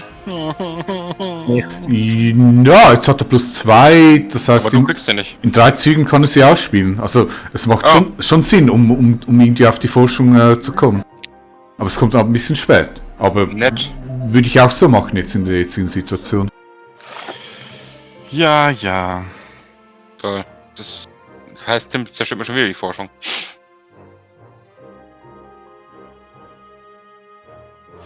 Ach ja, Tim. Irgendwann.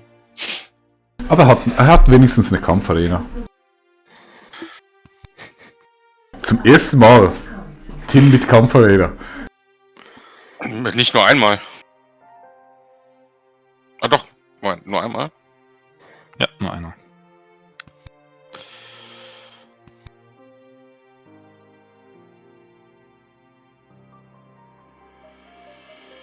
Dann mach mal, Tim. Ich bin dabei. Ich muss ausnahmsweise mal kurz nachdenken. Oh man, immer dieses Getrödel bei Teammates. Nicht auszuhalten. Ich starte mal noch ein zweites Spiel nebenher. Klingt fair. Dann tue. Oh.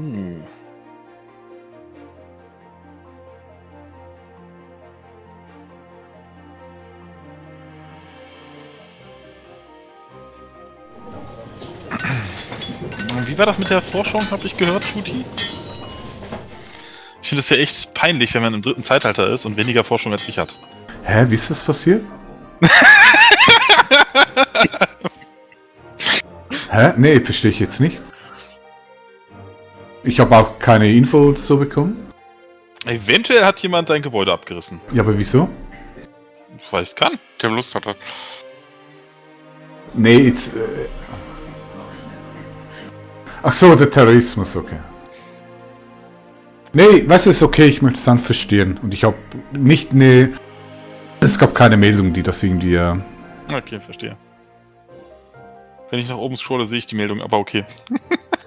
Also ich sehe es im Protokoll, aber ich habe keine aktive Anzeige bekommen, deshalb.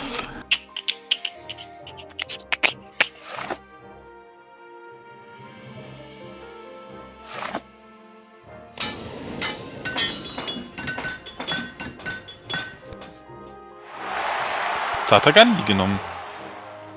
Jupp.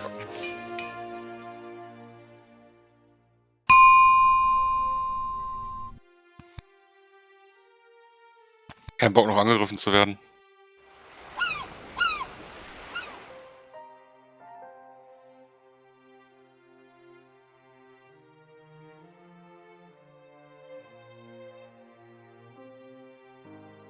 Ist das ein Minus bei den Blauen? Ja, Oh.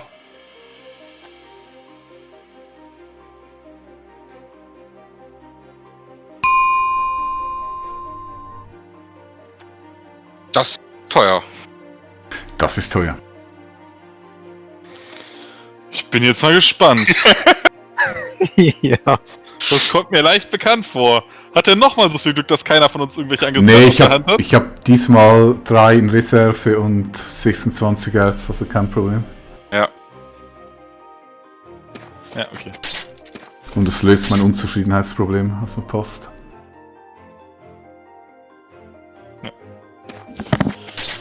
Na gut. Ich hätte es aber auch billiger genommen. Glaube ich dir.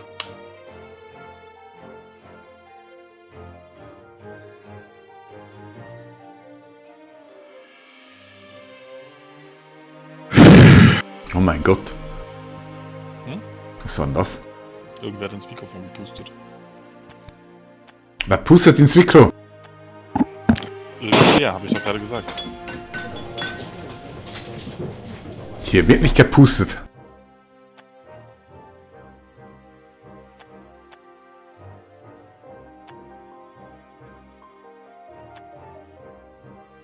Das Lustige ist, ich habe so wenig von allem, dass ich nicht mal meine 5 Port irgendwo verteilen kann. Ja, gut, okay. Du hast halt auch einfach mal absolut overinvested in die Wunder oben, ne? Ja.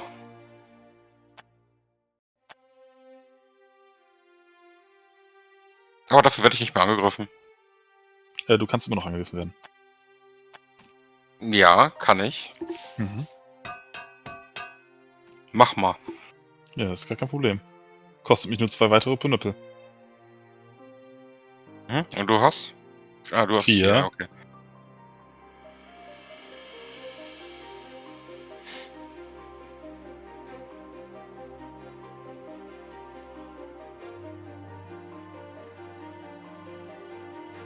Ja, ich bin mal kurz AFK. Wir haben ihn besiegt, der hat Angst vor uns.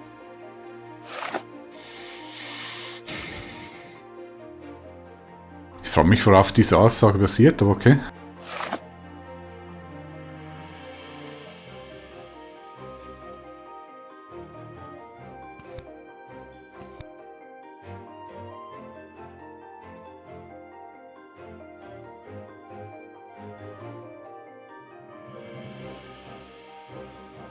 Hat er wieder aufgerüstet? Ich glaub's ja nicht.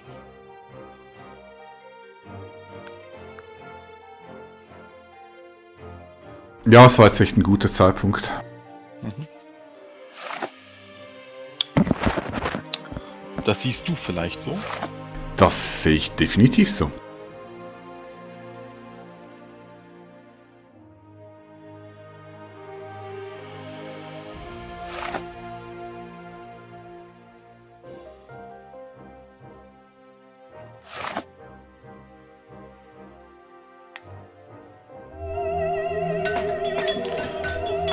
Boah, 17.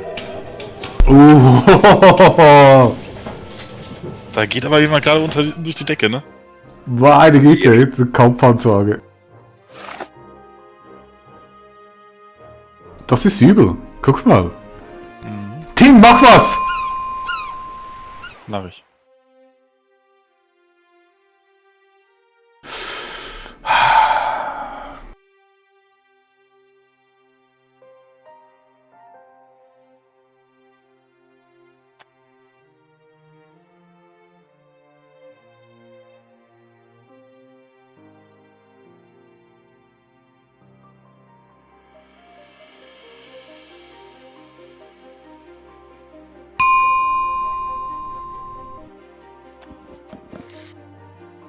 Die willst du auch haben?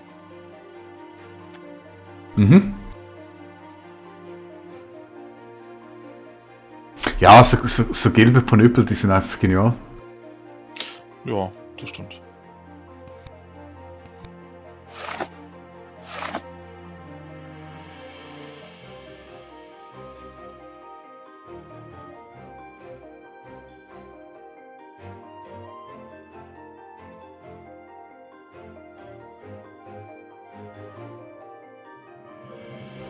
Das ist echt genial, das resettet mein ganzes Nahrungs- und Unzufriedenheitsproblem. Mhm.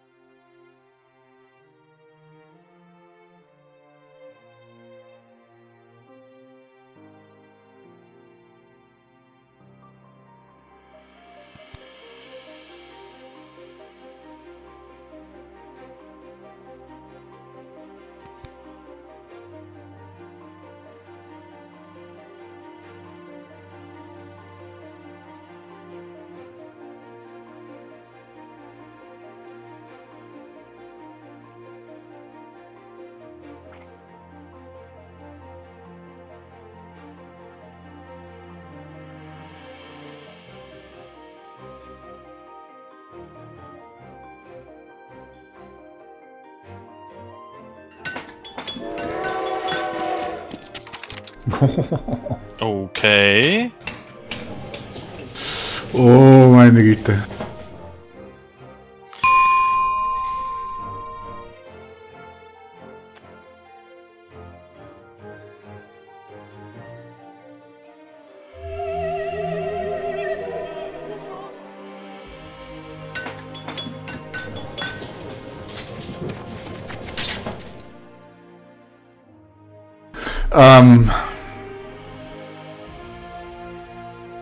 Ja. Okay, der Vorteil ist, Gandhi kann nicht angreifen. Du hast 16. 16 kann ich abwehren. Ja, muss nicht investieren. Alles in Ordnung.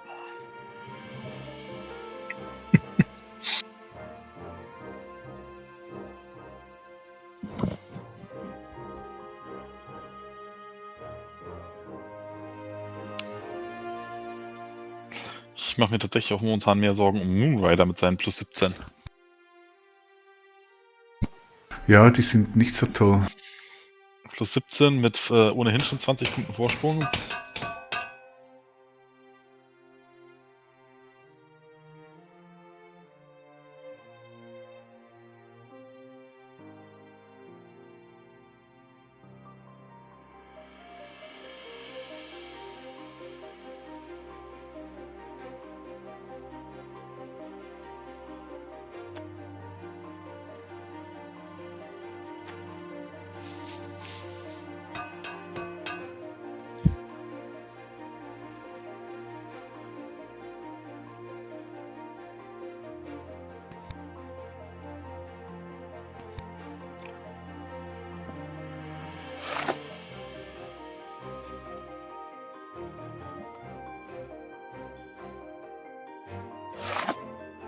Ja, ist problematisch. Er macht so wirtschaftlich nicht so toll, Forschung auch nicht. Aber viele Punkte. das Spiel geht nicht mehr lange. Ja.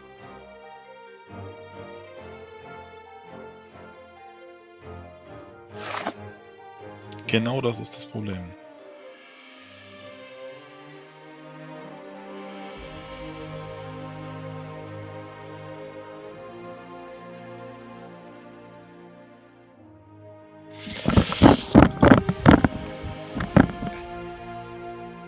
Na gut, kommen wir in die Phase des Krieges. Irgendwie habe ich Angst. Warum?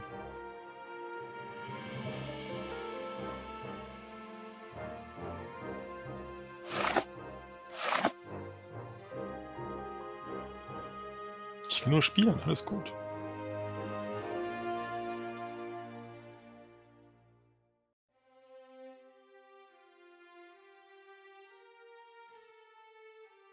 Was das Problem ist, ich gönne es eher, dass Moonrider gewinnt, als dass Chuti gewinnt. Also Moonrider, ich werde dich nicht angreifen.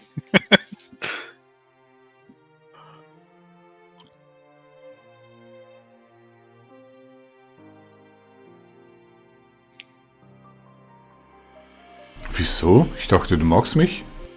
Ja, mag ich auch, aber Moonrider hat noch nicht gewonnen, während du dabei warst. Na, was ist denn das für ein Argument?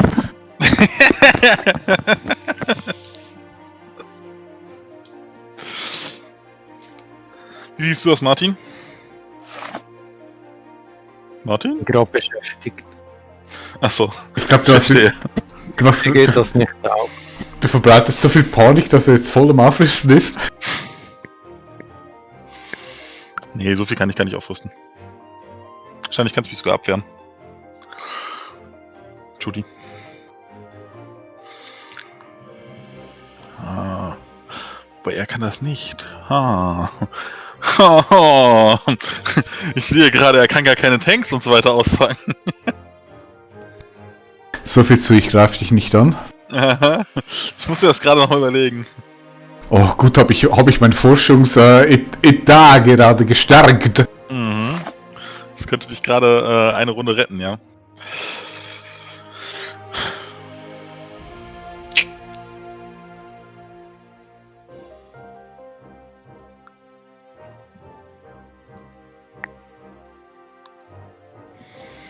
Ja, du hast auch noch die militäre Technologie auf der Hand.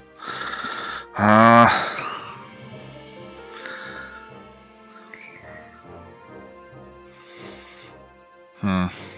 Gut kann ich das alles vorstellen. Da soll noch eine sagen, das Schwert sei mächtiger als das Papier oder der Stift? Ne, der Stift.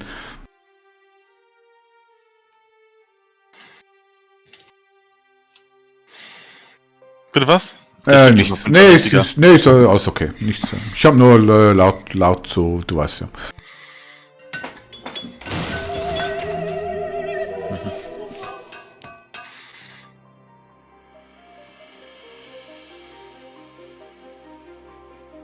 Na gut, machen es halt mit Infanterie und nicht mit Panzern.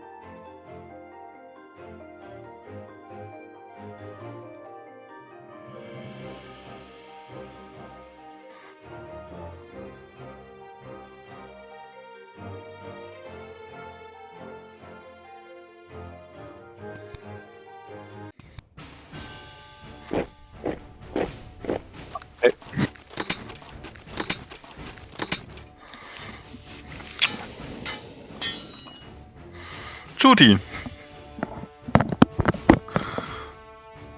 Was hältst du davon? Du bist so still. Ja, ich denke nicht, dass du da wahnsinnig viel rausholst.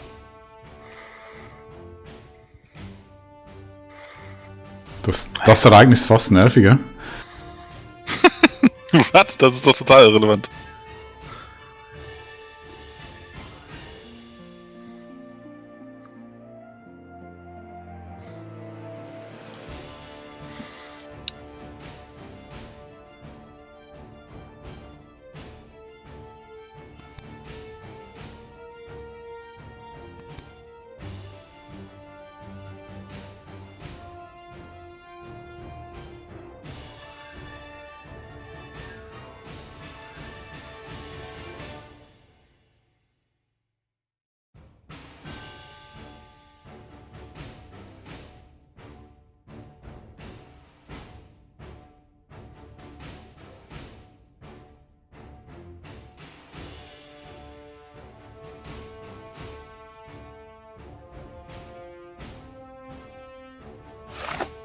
Also das macht keinen Sinn, was du hier machst, Tim. Was Ich mein- hast du gesagt? Die werde ich angreifen als ihn. Ja, aber du sicherst damit den Sieg Schon von bedankt. Moonrider, oder? Ja, jetzt wahrscheinlich. Ja, Zumindest verhindert er ihn nicht. ja aber jetzt, also wirklich ernsthaft, also wenn das der Fokus eines Spieles ist, einfach mich anzupissen, dann spiele ich echt nicht mehr mit euch. Nein, ich meine, das ist nicht der Fokus, das nein, ist ich meine, dich anzupissen. ich meine das wirklich im Ernst. Wenn jeder spielt, damit er gewinnt, dann nehme ich jeden Krieg und jeden Verlust in Kauf. Aber was du jetzt gerade machst, das ist einfach nur mich anzupissen. Nein, ich verhindere, dass du jetzt aufbauen kannst, und zwar in einem massiven Maß, den er nicht kann. Und du wirst in den Schlussabrechnungen und Wundern besser abschneiden als er. Der Vorsprung, den er hat, der wird nicht reichen.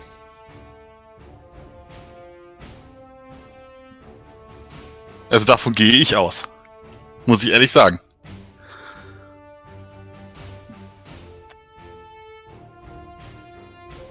Nur dadurch, dass ich jetzt verhindere, dass du einfach alles in die Wirtschaft stecken kannst, verhindere ich auch, dass du damit fast automatisch gewinnst. Weil du hast die zweitbeste Gesamtproduktion, die Gesamtressourcen.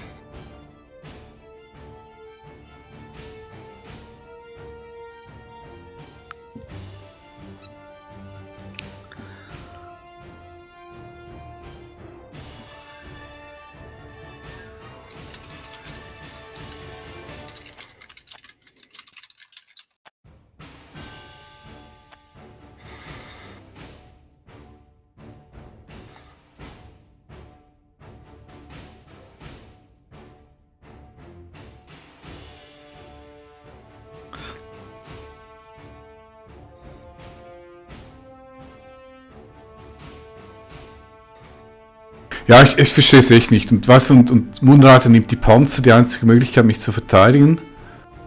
Und er kann es gar nicht erforschen. Ja, aber ob du jetzt Panzer nimmst oder die Ja, aber Militärtechnologie, ne? ich meine, okay, ihr könnt schon alle gegen mich spielen, ist okay. Ich spiele nicht aktiv gegen dich, tut mir leid. Ich halte dich immer noch für den momentan mit den besten Chancen auf den Sieg. Also, abgesehen von Stefan tatsächlich.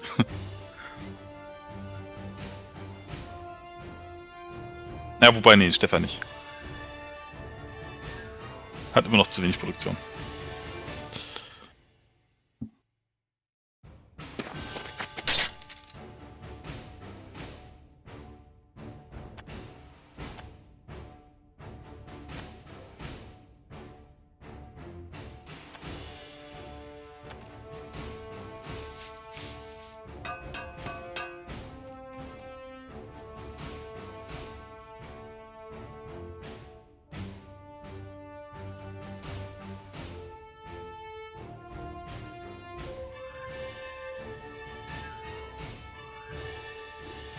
Okay, dass du jetzt nicht Spaceflight genommen hast, hat mich gewundert. Ja, nee, weißt du, es macht weder Sinn noch Spaß, so zu spielen, Tim.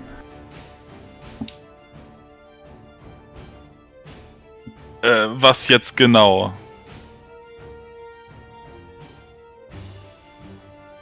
Ich finde, ich habe es vorhin gesagt, ich habe versucht es zu erklären, vielleicht bin ich nicht in der Lage, mich auszudrücken, aber ich finde, du musst spielen, Dass ich gewinnen möchte, dass du ja. gewinnen möchtest und nicht einfach, weil du mich jetzt als deinen ärgsten Widersacher ansiehst, mir zu schaden. Ja, aber das machst du ja mit mir genauso im Zweifelsfall. Wenn du Nein, zwei ich- gleichwertige nein, Optionen ich- hast, nimmst du ich- nicht die... Ich setze dort an, wo ich gewinnen kann. Ja, aber ändert das jetzt was an meinen Gewinnchancen gerade zu meinem Nachteil? Na, guck mal, er hat 95 Kultur plus 21. Was müsste ich machen, um ihn zu überholen? Ich müsste... Also, bei der Plus- Schlussabrechnung wirst du viel mehr Punkte Tim- kriegen als er. Wieso? Weil du viel mehr Forschung hast, viel mehr Ressourcenproduktion hast, viel mehr Nahrungsproduktion hast. Und das insgesamt gibt dir viel mehr Möglichkeiten zu scoren. Davon abgesehen, dass du auch noch mehr Erforschungen hast, unten rechts. Mehr von den Aktionspunkten, die potenziell Punkte geben. Also du hast halt viel mehr Möglichkeiten, an Siegpunkte zu kommen. Davon abgesehen ist er ja nicht so, dass ich sein Plus 21 jetzt gleich nicht entfernen werde. Wenn ich es kann. Ja gut, okay, das ist Theorie, mag sein, dass es so ist, das werden wir dann sehen. Für mich, weißt du, es ist wenig motivierend zu spielen, wenn es in so ein Zerg gibt, wo alles sich gegen eine Person verschwören, einfach weil sie Angst vor dieser Person haben. Das kennst du sicher auch aus eigener Erfahrung, Das weil kenn ich, anscheinend gehörst du ja auch zu dieser Kategorie und im Moment fühlt es für mich so an. Ja, aber schau mal, du hattest auch die niedrigste Verteidigung von 13. Ja, ich kann es zu diesem Zeitpunkt nachvollziehen. Und es ist ja nicht so, dass ich am Anfang nicht auf den Stefan draufgehauen beim habe. zweiten Zeitpunkt hatte ich Glück, dass ich so glimpflich davon gekommen war. Das war ein Spielfehler von mir. Da ja, bin ich selber schuld, ist okay. Hier in dieser Situation finde ich jetzt ein bisschen fishy. Ja, okay, kann sein, kann nicht sein, aber ja, ich bin ein bisschen angepisst. Das merkst du und ich lasse es jetzt lieber mit argumentieren. Ich werde drüber nachdenken und es berücksichtigen beim nächsten Mal.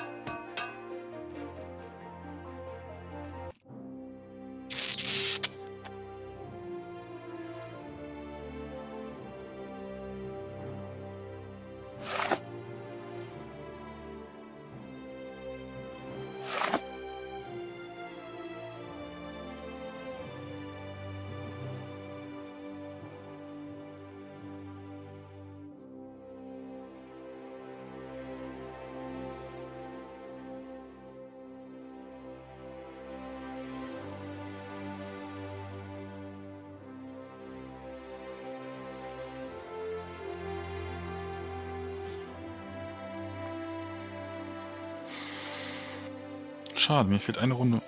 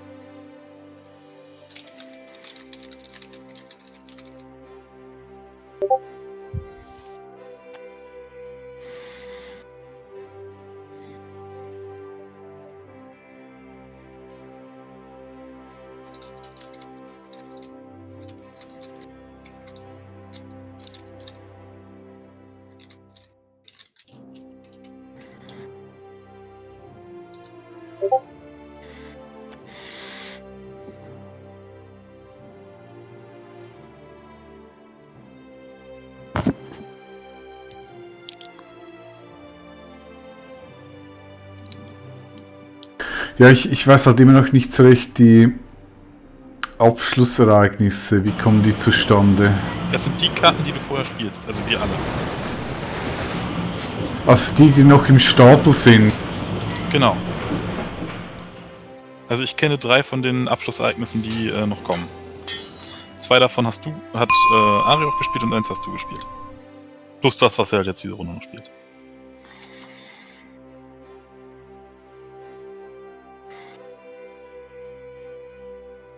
Okay, das wären deren 5 plus eines, das sich noch auslösen könnte jetzt. Genau. Also dann würdest du halt 1 auch auf dem Stapel leben, was am Schluss abgehandelt wird, und 1 würde jetzt vorab noch abgehandelt werden. Das sind die gleichen Karten wie die du sonst spielst, wenn du grüne Karten spielst. Okay, und dieser Aspekt war mir noch nicht so richtig bekannt. Okay. Also man kann eigentlich ein bisschen voraussehen, welche Abschlussereignisse das kommen. Genau.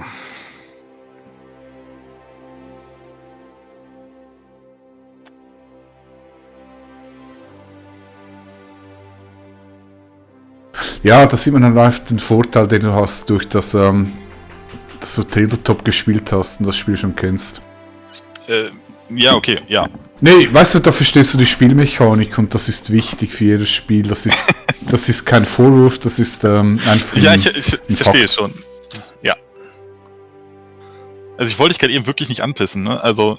Nee, Tim ist alles okay. Ich spiele mit, ich möchte gewinnen. Wenn ich ein Spiel spiele, das möchtest du auch. Und die Emotionen gehen hoch, wenn es halt nicht. An deiner Stelle wäre ich genauso angepisst gewesen, weil, naja, meine Chancen auf den Sieg gerade signifikant gesenkt worden wären. Also, ja.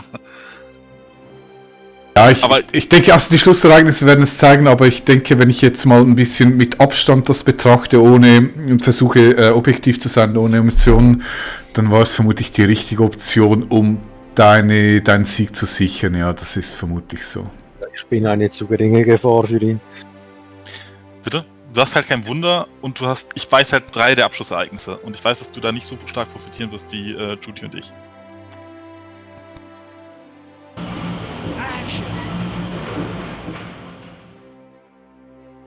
Mit dir nie von den Abschlussereignissen.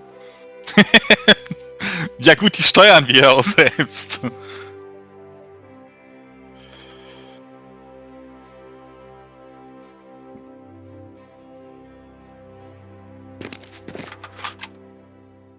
Ja, gut, viel kann ich nicht mehr machen. Nee, ich möchte jetzt auch nicht dramatisieren oder Theater daraus machen. Nee, also. Ich habe mich wieder beruhigt. Alles gut, okay, das freut mich. Also, war wirklich nicht, um dich abzufacken. Also, um dich vom Sieg abzuhalten, ja, aber nicht um dich abzufacken. Ja, du kennst das vermutlich. In deinen Spielrunden ist genau das Gegenteil, dass alle gegen dich spielen und du irgendwann findest, hey, hallo, ihr müsst hier ein 3 gegen 1 Gangbang machen, um mich zu schlagen, und irgendwann kotzt es dich einfach nur durch an. Und so hat es sich gerade angefühlt. Gemacht haben. Also, bei dem Spiel kannst du ja nicht wirklich 3 gegen 1 spielen in dem Sinne. Ja, kannst du schon, aber da bist du natürlich auch ein bisschen selber schuld, wenn du dich militärisch gehen lässt und dann halt alle auf dich einprügeln. Also die eine Runde, wo du Militär 4 hattest und wir alle um die 10 hatten, das war natürlich... ja, mutig. das war ein Spielfehler, das war nicht mutig, ich hab einen Fehler gemacht. Ja, okay. Und ich bin glimpflich davon gekommen, ich möchte mal so sagen. Hätten wir eine Runde mehr gehabt, hätte ich noch einen Krieg für Kultur gehabt, das heißt, ich hätte jetzt irgendwem nochmal so an die 30 Punkte abgenommen, weil dann hätte ich auch nochmal eine Runde in Militär investieren können. Also, das ist dann immer bitter, so die letzte Runde, finde ich. Nee, alles gut, ich meine, du spielst einfach gut, oder? Du spielst besser als ich. Das muss ich so akzeptieren, das ist auch okay, das gibt einen Ansporn und... Nee, es ist okay, tut mir leid, war ich so angepisst. Wie gesagt, ich kann es verstehen, dass du angepisst warst, aber ich wollte nur klarstellen, ich wollte es nicht gemacht, um dich abzufacken. Also, wenn ich sehe, dass du jetzt 154 Siegpunkte hast, wenn du jetzt da 25 drauflegen würdest, weil ich dir nicht abgenommen hätte, dann wäre das noch enger als ohnehin schon. Ja, vermutlich. Also, Ja, ist beiden ist nee, jetzt nur eine ja. Differenz von 12 Punkten jetzt. Ist korrekt. Ich mag dich trotzdem nicht. Das ist normal. Das höre ich häufiger.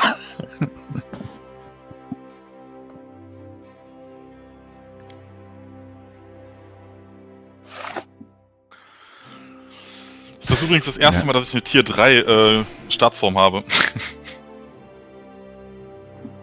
Ja gut, ich meine, es bestätigt sich gerade, ich habe jetzt trotzdem Moonrider extrem aufgeholt mit Kultur. Ja. Ja, ist, klar, natürlich, die Wirtschaft bei mir war schon besser. Ja, du hattest einfach mehr Potenzial insgesamt da liegen, ne? Also, Es ist halt einfach ein bisschen ärgerlich, warum macht Stefan mit dem Militärpakt? Warum, Stefan, warum? das habe ich auch nicht verstanden. Ist aber eine andere Frage. Da kann Tim nicht so viel, eigentlich müsste ich auf Stefan sauer sein. Und Stefan so, ich bin weg. Oder warum schnappt sich Mutter eine Panzer, obwohl er sich gar nicht leisten kann? Ja, aber wie oft hat er irgendwas geholt? Ich kann's dir genau sagen, warum ich das dem Tim angeboten habe. Ich war der Führende, was Kultur angeht, und weiß, dass Tim ganz schnell Militär hochfahren kann. Das hat man ja gesehen bei ihr, wie der auf einmal da über 20 gekommen ist. Wenn ich als Kulturführender und militärisch nicht unbedingt stärkster, zu dem Zeitpunkt zumindest, da stehe und einfach denke, Tim hat mir schon zweimal Gebäude kaputt gemacht, die wichtig waren. Lassen wir das doch einfach mal. Ja, aber Und, was bringt... Seitdem hat mich auch keiner mehr angegriffen. Aber Stefan, was bringt dir dieser Pakt? Diese 3 Stärke, die du ihm gibst, die kann er nutzen, wenn er andere angreift. Wenn er dich angreift, dann verfallen sie auf beiden Seiten. Ich wollte gerade sagen. Nein, wenn er mich angreift, verliert er das sofort. Genau. Also Deswegen ist es ja gar nicht so schlimm. aber du stärkst Tim damit, aber hast eigentlich selber gar keinen Profit. Doch, habe ich. Tim greift mich nicht an. Ja, Ich war wieso? Primärziel für Tim. Ja, aber das spielt für Tim doch keine Rolle. Wenn er dich angreift, dann ist der Pakt weg. Ja, aber er will den Pakt ja behalten. Er hatte zu dem Zeitpunkt ja nicht so einen großen Vorsprung, was Militär angeht. Aha, okay, gut. Zu dem Zeitpunkt war der Pakt für Tim ja noch sinnvoll. Also, einigen wir uns darauf, dieses Spiel ist verdammt knapp für alle, oder? Naja, Ja, okay, ich habe den letzten nicht gesehen. Okay. Entschuldigung.